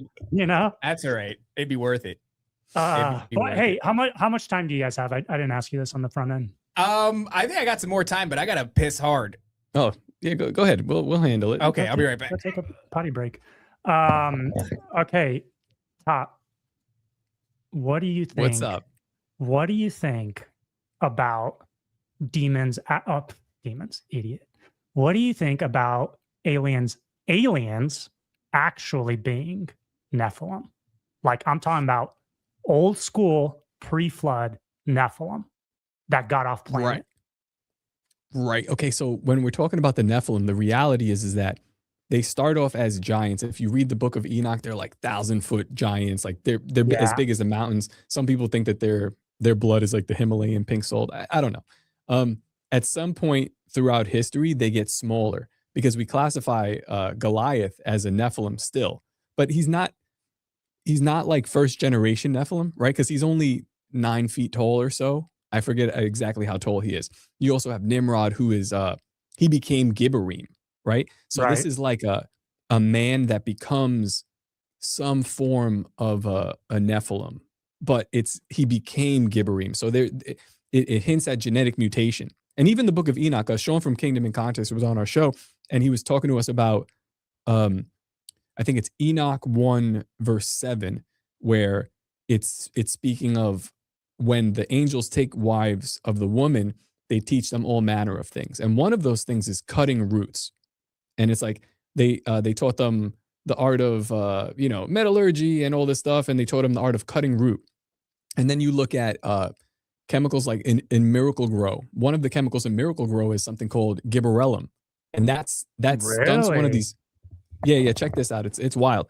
It stunts one of the hormone prohibitors in the plant, which creates excessive growth. Wow. And I'm like, I don't know. There could just be, maybe we could just be like grasping at straws here, but the word Gibberim and Gibberellum, and then when we're talking about Nimrod became Gibberim, he became a giant, this mighty man, this hunter. I start to think maybe there's genetic manipulation. So I don't even know how to answer that question. Like he asked if aliens, do I think that the aliens of today are possibly Nephilim? And it's like yes and no. I think that there's been a long history. There's been a long dilution. There's been this weird. I think they suffer from some sort of reproduction. They don't reproduce as readily. This is a L.A. Marzulli idea. Oh, like I mean, any animal that you subject to hybridization, like a liger, for example, or is I think it's a mule. A mule cannot Mm, reproduce again. I think they can, but I think it's sparse, and I think that's why there's so few of them. I also think that's why we see so much genetic distribution when we talk about the Nephilim, whether it be a possible dogman or a Bigfoot or a Mothman, a Minotaur, a centaur, like Pan being like half goat and then half man. Oh, of course. All the Egyptian gods are half frog, half man, half dog, half man, half lion, half man, half this, half that. You know, and we just look at it as like we just look at it as like, oh my God, they were so creative and imaginative. Everybody's so and creative. it's like maybe they were drawing what they saw. Maybe they saw that. Like, what are you talking I think about? that this is a problem that we have with Alberino, with the spiritual idea of what the angels are when they're in the physical realm. Because so now if we can't agree on the spiritual realm versus the physical realm, and if there's an overlap, and maybe the spiritual realm is more physical than our physical realm right now, we can't even get past that, which is why I thought it was important to like parse that out with Alberino. But it talks about I forget which classification of angel, having the head of the cherubim, head of a man, head of an eagle, head of an oxen, and head of a what the hell is it? A lion. Yeah, lion. and then we're talking about, like, I don't know, in the Bible we're talking about the lion. What is it called? The lion-headed man of Moab. Of Moab. Yeah, it's like, what if that's not just like a term or a turn of phrase? Or like Saint Christopher, the dog-faced. Yeah, the dog-faced saint, who was like classically known to have a dog head, and that's why you kind of see his armor protrudes out in the front. Like, what if these things were real? Jesus called a woman a dog face to her face. And I'm like, maybe he was just insulting her, or maybe she had a dog face. I don't know. Right. And I don't want to like mix these words, but there's something weird going on. Well, that's like every time I look at any of these kind of mythological creatures, I do take the Heiser point of view now, where look, it's not like definitive, like it's not like it's the gospel. It's not allegory. Not the same thing. Yeah. But it's like, okay, you have an angel with the head of an oxen, right? A multitude of other faces, but one of them is an oxen. And then I look at what I'm getting at. Yeah, like a Minotaur, or like Moloch, for example, right? Is like this giant bull-faced man entity that they're sacrificing children to, or the Minotaur that's guarding, you know, the what would you call it? The labyrinth in the Odyssey and things of that nature. I'm like, there seems to be precedent for the elephant god. I mean, when you look at the Indian pantheon as well, it's just like pantheon is nuts. It's littered with Nephilim shit. Hybrid creatures. So it's like, you know, Nephilim specifically being, the way that Alberino looks at it is it's strictly giants. And I go, there are so many other entities that I kind of have to figure out how to compartmentalize. And well, what we kind of got famous for on the show was like, we created a meme. I was actually going to wear the shirt today, but I didn't want to bring it into the coffee shop. It's on the back, it's our logo, and at the top it says Nephilim shit. So like, we were just out there, and this was at the time of the Miami Mall. You remember that? Yeah. So, and people, it was interesting because the dialectic of Nephilim, like we had kind of put out Nephilim shit out there, and on Twitter, we just pointed at everything, you know, whether it's, I don't want to even say the words to get us banned, but it kind of is. When it goes downstream, we're talking about like weird psychological corruption. Corruption of the human of the human form of what we originally should be. So whether it be poisoning the foods, poisoning the air, changing what we are biologically, I'm like, we just like, it was a catch-all term, Nephilim shit. So like, yeah, are Nephilim giants? I think yes. Could they also be aliens? Maybe they've had a lot of time. I said that exactly. That's where I'm getting to. I say that because I think, like personally, and my people know this because I've talked about it at length, but I think pre-flood, humanity was way more advanced than we are today. Exponentially more advanced. Bro, they weren't dying at the rate that we are, right? They're living 800-900 years. They have advanced technology from the fallen angels, and they're breeding with the angelic. So the intellectual capacity might be, who knows? Who knows where they were at intellectually? So if we could come up with like little trinkets like this in what, 150 years of electricity being around, or I don't know how long. When did Benjamin Franklin discover electricity? From that point till now, we're about to create like sentient AI. You know what I'm saying? In a couple hundred years, these dudes with that level of intellect and ability were living for 800-900 years and had technology from the fallen angels. You don't think they had like way crazier technology than we do today? And you don't think they had, bro, the pyramids, like the Great Pyramid of Giza and stuff, people speculate that that was built before a cataclysm, hence the water erosion, right? It's quite possible that those things were created before the flood. The largest, the most sophisticated ones, the ones we can't reproduce or explain. It's quite possible they were created before the flood, and they were used as some sort of energy harvesting, some sort of technological something. We don't even know what, right? So if they were more advanced than we are, and we could get into outer space in the 50s, right? With like tin. I'm not saying the moon. I'm saying just space. With tin and gasoline, right? In the 50s. What the hell were these guys capable of before? We can't even explain their archaeology or their megaliths and how they did it, right? Even though supposedly they were just like cobbling stones together. Right. So I'm just reverse engineering it. If we can do this stuff now with our little minds and our little 30-year like intellectual lifespans, what are they able to do with hundreds of years of intellect and of knowledge being handed down, right? Yeah, even a biomechanical entity. Bro, if we can do that, don't even think that they weren't capable of doing something similar before the flood.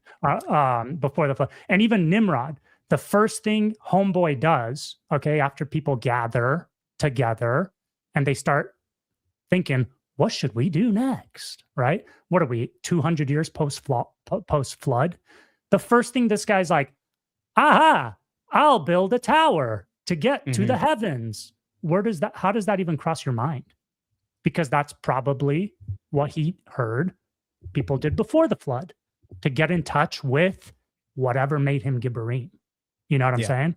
And when we think tower, we think like Tower of Pisa or whatever it's called in Italy.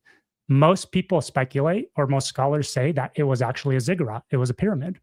So the first thing this dude does after the flood is build a pyramid, and suddenly somehow he ends up starting to become a freaking Nephilim, or a Gibberim. It's probably something he heard about from his grandfather or father or whoever birthed him, who was a survivor of the flood, one of the sons of Noah. So if we could get off planet in the 50s, I bet you anything these guys were getting off planet pre-flood, exploring, mining, getting minerals, crazier technology, because they've got other freaking rocks and stuff they're mining from art. That's what we're trying to do. You know what I'm saying? That's our goal today, is to go mine shit on Mars and set up other colonies. So what if these dudes had off-planet colonies or mining facilities or something, and flood happens, home base is gone, and they come back in their little like spaceships or whatever they were flying around in, and they're just like, bro, where is everybody? Where's my stuff? We got to go back because there's nothing here left. There's nothing here, So they go back, they set up shop on some other planet. So that's why when Alberino is like, oh no, I think this is intergalactic, he might not be wrong. He might actually be looking at a facet of the deception that is intergalactic, because it's these things. God cares about humanity. I don't think God cares if Nephilim's set up base on another planet. He cared about the descendants of Noah, which leads to Jesus, and then salvation of humanity. He doesn't have to go Nephilim hunting out into space. That's a different story. You know what I'm saying? Alberino also thinks that the flood was localized, which I disagree with. I mean, the Bible's fairly clear. The whole world. It's pretty clear. Like, I think even Heiser says it was localized, though. you know? Well, what's this guy? Graham Hancock is doing all this research showing water erosion on the Sphinx and it, all these different places. And plus pretty much every group in antiquity had a flood myth. Right. This is like, how is it they all have it, but it's local. I don't know. One of the episodes we did that I think was really eye-opening for me is actually with one of the guys who are in the chat right now, Sean of Kingdom and Context. And the episode that I'm talking about was particularly on these craft that they had in the Vedic belief system called Vimanas. Vimanas were like these small bell-shaped craft. And I had heard about them, and I knew about like the Nazis and their bell-shaped UFO that they were working on. But what he highlighted was like this through line where it's like, yeah, they have all of this technology. Some are even the size of like flying cities. And then when you think about it in the context of the Nazis and the bell-shaped UFO, and then even the modern day, black ops programs that surely the government has, reverse engineering this and that. It's just strange because I don't even know if Tim is willing to have that conversation. We never really necessarily got to that, but this is a continuation of technology. And I think the reason that he's not willing to engage with that is because who is responsible for the Vedics having that technology, right? Or that pantheon, those people in India. The blue people, right? And what were they? Well, he doesn't believe that any of the pantheons were tangible creatures. They were all just symbolic. So if they were symbolic, then who taught them the technology that we're currently reverse engineering? This also comes on the heels of like one of our favorite people, Andrija Puharich, who was summoning this. They called them the Nine, and from there, he actually did call them the Ennead. Well, they called themselves the Ennead, the Egyptian Ennead, and they identified as the same names as these 9 within the Egyptian Ennead. Yeah. But if you look at the 9 across mythology, I mean, like Chinese mythology has like 9 dragons. North mythology has the 9. I think that they were 9 worlds or entities. Realms. I mean, Mesoamerica has the 9. There's something specific about 9. These 9. I say even in Satanism, the structure of the Satanic Church, there are 9 within it, and then you have the pinnacle at the very top. So it's like that repeats itself all the time, and the characteristics of these lowercase g gods always do seem to match across cultures. For sure. You pull it. I'm actually looking because there was something else called the Council of 9, which is something that Crowley was in contact with, but I always forget to. But it's like, yeah, they do have the same characteristics because one of them in particular, Baal Hadad, was a Sumerian god that was a storm god and is depicted as holding on to this. Man, this was actually something fascinating. We talked about this in the episode with Sean of Kingdom and Context. I forget what that little device is called. Elon Musk has one sitting on his nightstand, but it's like... Oh, sorry. Let me just say this. Yeah. So Greek mythology had the 9 muses, which are...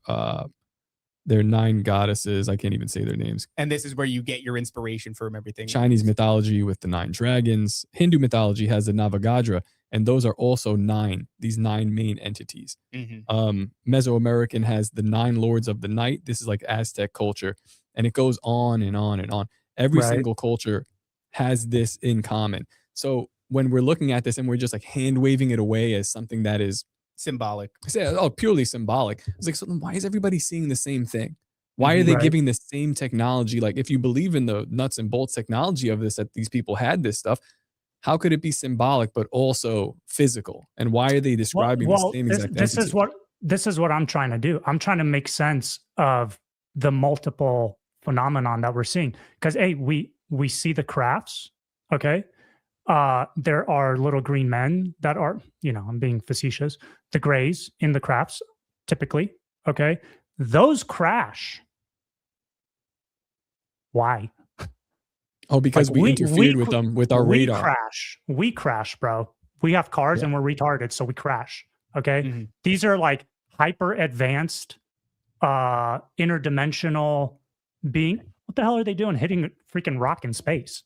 I don't think what it sounds like to me, Ben? I don't think that's an accident. Yeah. Sounds like it was given. Like they're giving technology just like they have done consistently. Precisely. So we know that part of the phenomenon, okay, is nuts and bolts and little green men, right? But we also have stuff like Bledsoe with orbs, which can be summoned via consciousness and all that occultic shit, right? So these are two different angles to this thing. So when somebody's like, oh, dude, I saw a UFO, you're like, were there bolts or was it orbs? What do we don't even know what we're talking about anymore, even though they're both, literally, they're both UFOs and they're both UAPs. They're both unidentified flying, whatever the hell they are. You know what I'm saying? So maybe when Alberino's like talking about, oh, demons aren't UFOs, maybe that's what he's trying to say is like, they're not the orbs. Okay. It's just because weird because nobody says that demons are UFO. I mean, maybe somebody out there is saying it, but it's a strange. I think we should really, like, if this is our wheelhouse going forward, and this is the angle that, or the attack vector, we should have a list of definitions. Like, I'm not even kidding. As Christians in the space, we should put together a list of definitions. This is what demon means. This is what UAP means. This is what the orb is. This is what nuts and bolts means. You know what I'm saying? So that when we actually present the material, I'm just thinking about this right now, so it might be a dumb idea, but let me know. When we actually talk about the material, we're being very, very specific so that, I'm not saying this is what he's doing, so that somebody like an Alberino can't be like, the orbs aren't demons. And you're like, I know, I didn't say the orbs are demons. I said that this is a demon. The little green men, he might disagree with that as well. But I'm just saying we could be very specific with what we're saying, because I feel like part of the PSYOP is to throw everything into a big bowl, mix it all together so nobody knows what the hell they're talking about. You know what I'm saying? Well, I will argue the orbs might be demons. Like, if we're going to actually go there, our friend Brad Lale brings up some interesting points about plasma and what the plasma is made of. The different chemical compounds, when they breach a certain amount of electricity, when they're coming into our realm, I guess that's another term that we need to define, they will glow specific colors, whether it's phosphorus or the other kind of chemical composition that it's made of. So that's why you'll see like a red one, a blue one, the a yellow one. Glasses. Or gases, rather. Noble gases, right. And these things seem to appear, well, they appear under a couple of circumstances. One, maybe three circumstances, like under electromagnetic phenomenon. So like around Skinwalker Ranch, where I guess you'd say the veil is thinner, but realistically what it is, there's like just electromagnetic phenomenon there. This is a fault line. It's, noble gases come out of fault lines. On the 33rd parallel. So something is happening on this area where the veil is thinner. So again, we're talking about, like, we're using two different terms, but there's a way to describe it scientifically as well. Another instance in which you could see these things is through binaural beats. When you play binaural beats and you hemisync your brain, you're playing two frequencies at such a close frequency that your brain perceives a third. For some reason, with your intention or your consciousness, you can call these things and they will appear. So now we have another phenomenon of frequency and vibration that is bringing this into our atmosphere. And then you also have like different times during the night. Like I think the witching hour would be one of those times during the night where the veil is thin enough. Certain localities, these things can appear and cross this realm. And now we have to deal with other people's opinion, other people's testimony, where they're saying like, saw an orb, turned into a giant owl, turned into a UFO and flew away. Like things like this. So, or saw an orb closely followed up by a Bigfoot encounter. Saw an orb. Oh, for sure. For sure. Yeah, it's almost as if the orbs are like a precursor to some kind of supernatural or occultic interaction. It also seems like the phenomenon will appear in various ways based off of whatever you're more likely to accept or believe in at any given time, because of how much the visage has changed over the years. You know, you're saying little green men. There was a time where they were little green men, right? And then they were like little men in silver suits, and now we've kind of gotten the grays, and we're you know, okay with that. But you know, we've heard of stories. We're okay with that. Yeah, we've heard of stories where they've appeared as children's favorite action figures, but like human sized, or Fred Flintstone, or some crazy shit like that. Like this thing has the ability to change its visage, and I think this is the problem. It's like the orbs do. Specifically, the orbs have the ability to do what you just described, to change themselves into whatever the person wants to perceive or is open to perceiving. You know what I'm saying? Well, that's the thing too. Is like the nuts and bolts don't do that. Right. But the nuts and bolts is probably our own shit. Yeah, that could be government stuff. It's such a mixed bag. It can be, but this is what I'm saying. It's such a chaotic, and I think this is by design. It's such a chaotic conversation. You know what I mean? There's so much going on that you could be talking about one thing and somebody's like, dude, UFOs change shapes and become whatever the person. And it's like, no, that's not what we're talking about. We're talking about the orbs, you know? Yeah. And sorry, I interrupted you, Dave. What were you? Well, I was just going to say, this is kind of the problem with trying to come up with definitions. And I think the poetry of this scenario that we're talking about right now is it's highlighting the problems with leaning on your own understanding. At some point, faith has to come into this because we are only here for 80, 90, 100 years. We don't have the ability to catalog all these things. Even if we had them cataloged beyond a shadow of a doubt, people would still push back and you'd still be ridiculed. You wouldn't be, these, just because you come up with a list of definitions does not mean that people are going to accept them. And then what happens is you get into the weeds when you're arguing this definition and that definition and any of these things. Is the spiritual realm real? Is the phenomenon always physical? This can be an entire episode for each one of these topics. And if the name of the game is actually preparing people to not be deceived by this gigantic thing that is amorphous, ever-changing, willing to adapt and present to you whatever you're most likely to believe in the moment, if you're supposed to prepare people against that, faith is going to be a huge component. That's where the kind of the joke comes in, where it's like, conspiracy is a slippery slope. And in many cases, Gnosticism is what awaits at the end of it. God is the demiurge, and this is a prison planet. Lucifer actually is the one who is trying to liberate us by giving us knowledge that God wants to keep from us. That's where that leaning on your own understanding shit goes. If you're grandma maxing and you just go, demons, dude, I'm not, whatever that is, I'm not with it. I'm not accepting any mark from it. I'm not accepting any technology. I'm not entering any covenants or agreements with it because it's demonic.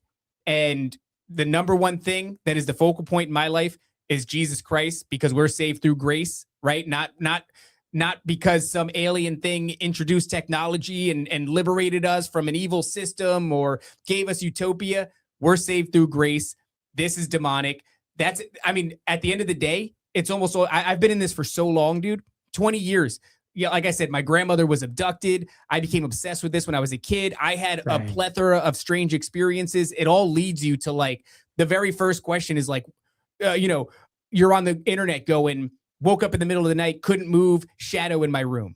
And then boom, the doors kicked open and I'm sitting here for 20 years having these conversations in circles, to the extent where I realized I'm at the point of diminishing returns with information, because salvation actually is really simple. It's really simple, dude. We're saved through grace.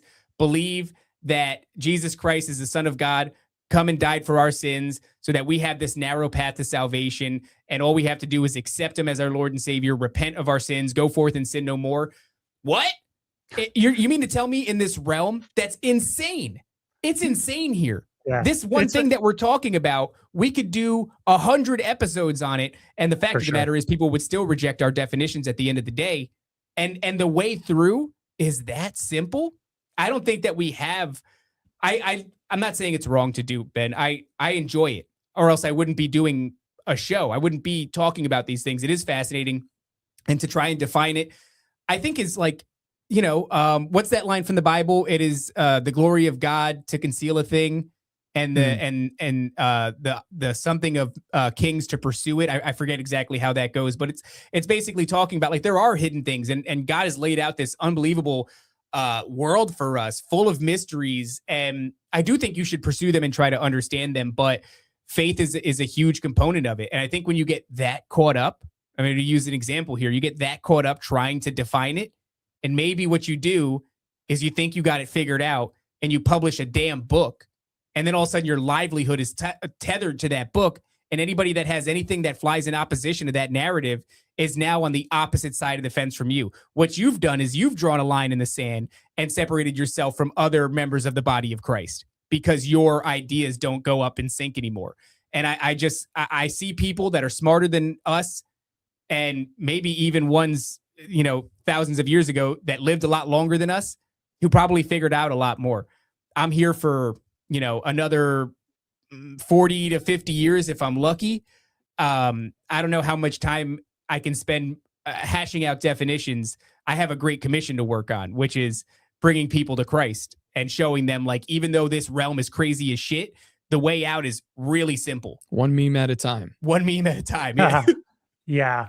Yeah. It's I guess for the sake of conversation and not to be confused in that conversation, it's helpful to define terms. But Sure, yeah. you're totally right. Like, it doesn't, in the end of the day, those definitions aren't going to save in any way. And the gospel is extremely simple. It literally just requires faith in Christ, which in and of itself, bro, makes no sense. Like, there's Even so, that. Yeah. there's so much going on. We just spent 2 hours talking about all the crap that's going on. We're talking about interdimensional, planetary, prehistory, technology, spiritual. Like, there's so much going on. And the one thing that Jesus comes down into, like, reality and pops in and is just like, hey, I know it's crazy, but literally, if you just have faith in me, I got you on the other side. When this is over, I'll take care of you. And you're like, what do you mean? How does that add up? That doesn't make any sense, that it's that simple, you know? And I think that's the beauty of it, is that he makes it that simple, but then, like, people push back because they're like, there's no way. There's no way it's that easy, you know? But it's interesting times, brothers. It's interesting times. I think we're all on the same page in terms of what we're expecting. I'm actually even expecting kind of what Tim says in regards to the Pleiadians and the Greys. That aspect too, but that the Antichrist, this particular deception of the alien phenomena leads to the Antichrist in some way, shape, or form. You know, I think so. I don't think the Antichrist is just some, like, European political leader who stumped his toe and fell and cracked his eye and now meets the qualification of, like, the Antichrist, you know? The Antichrist demands worship, and people fall on their face and freaking worship him. And those who don't worship him get killed, you know? So you'd be pretty hard pressed to find a political leader who people are like, oh my God, you are the Lord Almighty, the creator, the whatever people do with their gods, right? You'd be hard pressed to do that towards a person who's a political figure. But if something gets beamed down from an orb or nuts and bolts, we don't know, it doesn't matter, right? And has powers to call down fire from heaven, right? People are probably going to fall down and worship out of fear, you know? Yeah. We don't know in the days of Israel and Yahweh and pillars of fire and the Exodus, we don't know that the other nations who belonged to those gods, right? Heiser's perspective, what is it? Deuteronomy 32 worldview. Those nations belong to those gods. We can't say that their gods never manifested to them and made themselves known physically. I think they did. You know what I'm saying? And guess what? So did Yahweh. Yahweh freaking popped up as a pillar of freaking fire and, like, burned shit up. And you followed it. And then he was a pillar of smoke. And he was like, go into Canaan because I'll go before you and you're going to win. And people are like, no way, that's crazy. We're scared. There's a freaking pillar of fire, you weirdos. Like, what are you scared of? This God is going to go freaking conquer for you, right? And when the freaking the Jews in the wilderness, Moses is gone for 30 days. And the first thing these dudes do is start worshiping the freaking bull god of Egypt. Hathor, you know, which is Bledsoe's girlfriend. Yep. Facts. Hey, that's they did it because it worked. They did it because it worked. Because Hathor was one of the gods of Egypt, and that's her territory. You know what I'm saying? But they were so familiar with the Egyptian ways that the second they panicked, because Moses is gone, right? Despite freaking pillar of fire for months, bro, or for however long it was, the first thing they do is go back to worshiping the God that they might have seen in Egypt. Legit, they might have seen her, you know? If she appears to freaking Bledsoe, some dork in the freaking mountains in, I don't know where he's at, Tennessee or something, you don't think that she was appearing to the nation that she Oh, yeah. owned, the nation that God gave to her as her inheritance. You know what I'm saying? Well, she might just be purely symbolic. And but- when that's the thing, yeah, these things I'm show out with up. that. Yeah, Go ahead. they show up. And when they show up, people are going to be stunned. People are stunned by like celebrity, like, oh yeah, Oh, it's oh my gosh, pathetic. yeah, I mean, Sydney Sweeney. And it's like, yeah, she's hot, but it's like, guys, everybody calm down a little bit. And one of the points that I was making on a previous show with Matt, Big Ear Matt, we were talking about angels and Elijah and how he treated the angel, how he even he respected God, but how he even treated God. Like there's a point where the angel goes to wake him up as he's sleeping, and the angel makes him breakfast, and he Yeah. goes like thanks, and then he goes back to bed. And I'm like, that dude understands. Like everyone else in the Bible sees an angel and they fall down. This Right. dude was talking with God, and he was like, he told God, he's like, I want to die. And God's like, no, you got some more stuff to do. And he's like, I'm out of it. I'm done. Take me out of it. And God was like, how about this? And then like he melts a mountain. Like he walks through it, and Elijah's like, still want to die. I'm still like, cool, but I'm Yeah. still. And that approach to this supernatural of like understanding its power, respecting it, but being like, all right, like whatever. Well, it's a deep understanding of the reality. Yeah, the of it. reality, not the symbology of it, but like this thing can happen. This thing is real.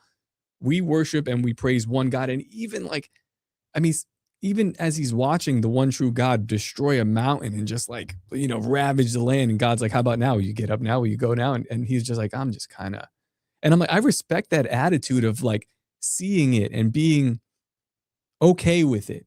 And I think if we can prepare humanity or the church, at least for that, like, yeah, you're going to see some shit, dude. Yeah. It's going to be crazy. For But when sure. you see it, turn back around and take a nap, man. Because don't forget. Are you guys still there? Yeah. It froze for a second. Hey, don't forget that the majority of Christians, this is another battle, man. Dude, we're on all fronts, we're screwed. Hey, the majority of evangelical Christians believe we're not going to be here for any of this. Oh yeah. We're going to be raptured. This is only for the non-believers. They're the ones that are going to see this stuff. So think about I don't know where you guys are at with that topic, with rapture, dispensationalism, all that kind of stuff. But think about the folks that are expecting to be alleviated of this suffering, right? Via beaming up, okay, via the rapture. Imagine when they wake up one day and this stuff is here and is manifested and is doing the things that, like Revelation says, will happen, and they wake up to a crisis. I'm not supposed to be here. Why is nobody raptured? You know what I'm saying? Even that misconception of like, oh, pre-tribulation rapture can lead during the tribulation to some fallings away. 100%. Especially if some aliens offer up some sort of way to save you from this thing and that thing. You're like, I'll worship you. Look at COVID, and I don't want to get the channel banned, but everybody's seen what happened there. Like this was just like something minor. An extreme trial run. A trial run for a planet-wide. Yeah, you want to go? You want to go to the store? First time in human history, all of humanity acted in one accord. First time in human history. It was a dry run, yeah. Yeah, it was a dry run, and it worked fantastic. And yeah, so that's going to happen. I mean, the Judaification of Christianity is like excelling at this point. When you look at like Darby and you look at what's this called, the Schofield Bible, that's kind of where you get this interpretation of dispensationalism, which was interesting. It was a funny little trick that Timothy tried to play as well, where he tried to appeal to my nature of being distrustful of the Zionists. And he said that the Zionists would want to... I forgot how he framed it. That they would want to... They're the people that are withholding the disclosure. And I said, no. I think if you are of the Zionist... Interesting. If you're of the Zionist flavor, you would want to increase the disclosure because that brings upon end times prophecy. Like that means that we're headed straight towards the Antichrist. Which seems to be a pattern of behavior. Yeah. And he's like, oh, that's not how it is. Like, no, Zionists and dispensationalists kind of like go hand in hand with their theology. So like, nice try on the bait, but he just doesn't know enough about, I guess, geopolitics to really make sense of it. Or at least maybe he thought I didn't. So that part was interesting. But yeah, the Judaification of Christianity is a huge problem. It's like, why would I plant a seed in the ground now? Like I'm going to be gone in 5 years. Mm-hmm. And it's just like, what a bad way. And maybe you are like, I like Ed Mabry's interpretation on it. Why not all three? We have good reasons for pre, mid, and post tribulation rapture. So maybe we like to say maybe the mentally challenged go on the first wave. Mercy. Yeah, they're the best people. Like they're completely innocent. Like take them out of this. Telepathy tapes, take them. Take them. They're good. And maybe they get raptured. And then maybe the second wave, somebody, I don't know. But I'm not going to put all my eggs in that basket. I'm still going to grow my farm. I'm still going to, it's hard too, because on top of all those things, anticipating that you're going to be pre-tribbed, and we also live in this really materialistic paradigm right now. So it's like, not only are you not prepared for anything because you think you're going to be removed, but you're not prepared we're so detached from the reality, and forgive my, my language here for saying the reality of the spiritual realm, the supernatural. Our ancestors were not. Our fear of death. For sure. Everybody in the Bible was acutely aware of these entities, either the lowercase g gods they were worshiping or the angels that told them to fear not. They were aware of this to a high degree. So we're not even, you have an uphill battle even getting anybody to believe that these things are real. When this all starts to unfold and you're suddenly subjected to something that is, a comparable intellect to humanity, I think the gloves are off, man. And people are gonna, if you fell on your face and you put the mask on and you did what you were supposed to do, 6 years ago, you're gonna fall on your face and worship these things. These are markers, David. When you're presented with that, do you want to see grandma? Do you want to go to the supermarket? And then you cave and you fall. At the end of every episode of Nephilim Death Squad, I look right at the camera and I go, don't forget to obey, submit, and comply. Because I'm making fun of the people who did obey, who did submit, and did comply. So if you're watching the show and you're a fan of it, you hear those words and you go, yeah, that's a stark, or get that tattooed on your chest. Because if you did that, that's a failure. So it's like, if you're going to take the mark, that's a big one. If you're going to fold to cancel culture, it's also why we do what we do with the words that we say and how brash we are online. It's because people have told us that we can't, but you can. Yeah. And as a matter of fact, not doing that, not saying the truth, puts you in the predicament that we are in right now as society. Yeah, so, you remember, like, hey, you can't say that. You're not a doctor. I'm going to trust the experts. I'm going to say it twice. You get kicked out of a town for you can't have Owen Benjamin on do stand-up comedy at your thing. We're going to kick you out of this theater. And I go, very good. We pick another place to do it, and then we do it, because I'm not going to comply with the clear evil that's coming from the government, Timothy Alberino. This is where it's generally coming from. So these are all markers, all tests. When Timothy Alberino says some shit to you, are you going to respect him ultimately and not push back? Because that's kind of where, people, I guess they see it, that respect as like, I'm not gonna make any waves. Yeah. It's like, you better start making waves, bro, because we're getting close to something. Yeah. Thank God for the people that made waves in 2020. Yeah. Thank God for them. Thank God for the people that stood their grounds, that kept their businesses open, that kept saying the things that you weren't supposed to say because the experts disagreed. The science was settled and there was a consensus, and yet we still had doctors and lawyers and everybody else piping up saying this is illegal, this is not safe. If it wasn't for those people, a lot of us would have, But that all goes back to this materialistic worldview of what we have. You turn you press a button on the wall, you have heat. You turn your knob there, you've got hot water. We can go to a store, right? I can go right next door. There's a Publix, and we can get any kind of thing from anywhere. This is very easy. But the idea of going without it, it's like it's the same mentality as this pre-trib rapture, right? Where it's like, they can't even fathom it. So I better make my entire worldview that I'm going to get out of here before any kind of suffering. But then you read the Bible and I see God himself come onto the earth and get beaten to a point where he's not even recognizable as a man. Dude. And then I see his 12 followers all get martyred in the most brutal ways. Yeah, These but you're special. Like, you don't have to go through suffering. You're special. Suffering. Christ wasn't. The apostles weren't. The early church was not. All of which got martyred brutally. You know what I'm saying? But we're special. God's not going to let us experience wrath. It's not just that we're special. It's like, wouldn't you want to, like, and again, if I could live out the rest of my life, like my goal would be to make a nice future for my kids so that they could experience the life that I lived. Fairly comfortable. We have electricity. We have the luxuries that we've built around us and that we've continued to maintain. So that way, our kids could have a better future. I would love that. But you also have to be comfortable with the idea that like there might be a time where you will suffer. There might be a time where you will face death.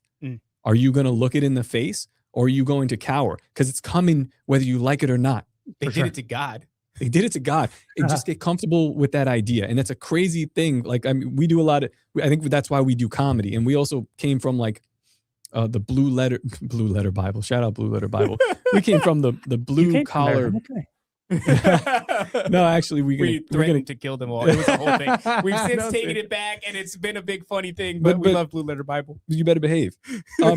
No, we come from a blue collar background. Like I worked on the tracks, and I'm very grateful for it, because it's like one of these things. Every time I went to work, you know, you hug your wife, and literally could be the last time I come back. It's dangerous. I'm working next to 600 volts of electricity and trains passing by my face like this close every day. We're swinging metal down there. We're doing all kinds of stuff.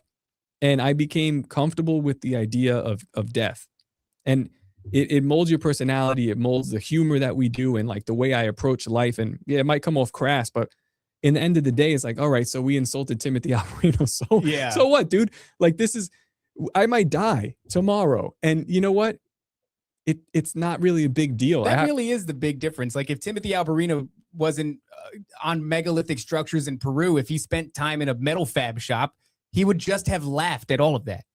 Yeah. You know what I mean? Like, that's really what we're dealing with at the end of the day here, is like we're looking death right in the eyes and going like, kind of funny. That's it, man. That's it. Like, you know, it's just did you grow up in that sort of an environment? Did you, like you said, Ben, did you have friends who, you know, you busted their balls? Because that's what I do with my best friends, is I bust their balls. And I mean, I have friends that I haven't talked to for years. If I call them and they pick up the phone, the very first thing they're going to hear is a slur. Immediately, it's going to be the first thing they hear is a brutal insult, an attack on their character, you know, something horrifying. And that's just the way it is, man. And it doesn't mean... He comes into the shop every day. I look him up and down. I go, what would hurt the most? Dude, we do that to Matt. It's brutal. We do that to Matt on a daily basis, and it's absolutely brutal. So, I mean, that's really all that he is freaking out about is just... It always comes back to Mr. Alberino.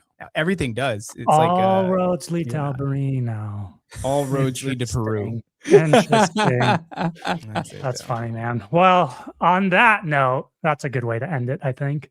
I appreciate you guys coming on, or me coming on. I don't know what happened. This is a co-stream. We were on your show. I think I'd like to have you back on, because I want to ask you some questions. Yeah. We just talked about the drama. Whatever. By the way, we have a lot of actually fascinating topics to discuss. That's debatable. Well, yeah, that is true. That's debatable. We have a lot of crap we'll come on your show and make up if you have us back on. That's all I want to hear.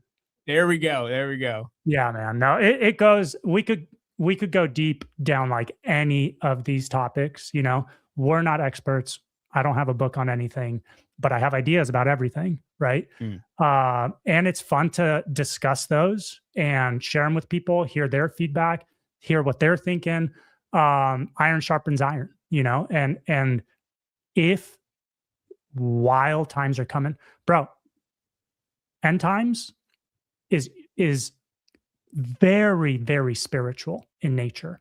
When you read Revelation, when you read the prophecies about that particular time in history, right? The end. Yeah. It's extremely spiritual. It's not naturalistic. People aren't just like, oh my God, isn't evolution crazy? Look at this beast that evolved with 7 heads and the wings of a scorpion and the tail of a scorpion and the wings of a locust. Evolution's fantastic. No, it says the pit opens up and these freaking things come out and they're given power only to hurt unbelievers. You know what I'm saying? It's extremely spiritual in nature. So I'm of the opinion that we need to get people ready for this spiritual awakening that's going to happen. And what a coincidence. That's also what the other freaking side is saying, like the new age side, right? They're also saying that there's going to be an awakening coming very, very quickly. So we're both saying the same things. You and I's here, we need to direct that spirituality in the right direction, you know? And I think we're seeing it start to happen. I think there is like an actual revival. It's not taboo or lame to like be Christian anymore. The most base thing you could do is go say you're straight, you're white, you're married and have kids, and that Christ is king. Like that's that. If you say that on the streets, people are like, "Oh, crazy!" You know what I'm saying? Like, we're the counterculture, and people think it's cool. That's why everybody's going back to like, well, another topic, Catholicism or Orthodox churches, is because that's a traditional thing that held fast all these years, and people are sick of the constant changing and fluctuating and opinions of like the Protestants and the division within Protestantism. It could get annoying, you know, but we can do a better job. That's all I'm saying. This is also why it's like, I guess a legitimate criticism of what he's doing. It's like, don't jump off now.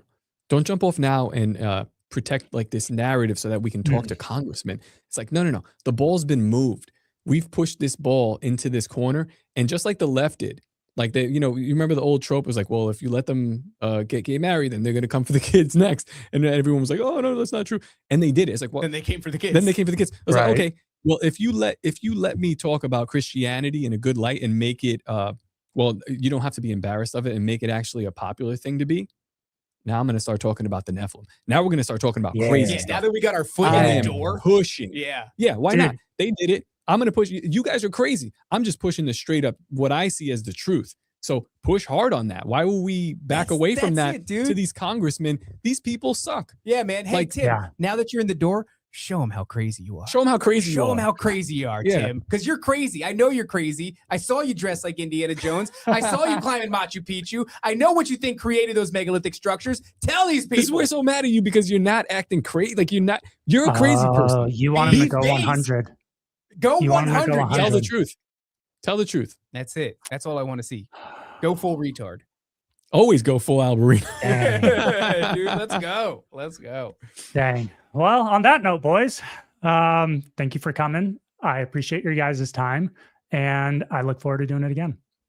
Thank you for having us. Everybody that's here, like, share, subscribe to everything that's going on, and help us grow, help us spread the word, I guess, the good news. I don't know what you call it at this point, but help us share not BS, because that's where a lot of other people are at right now. And love you guys, and see you soon.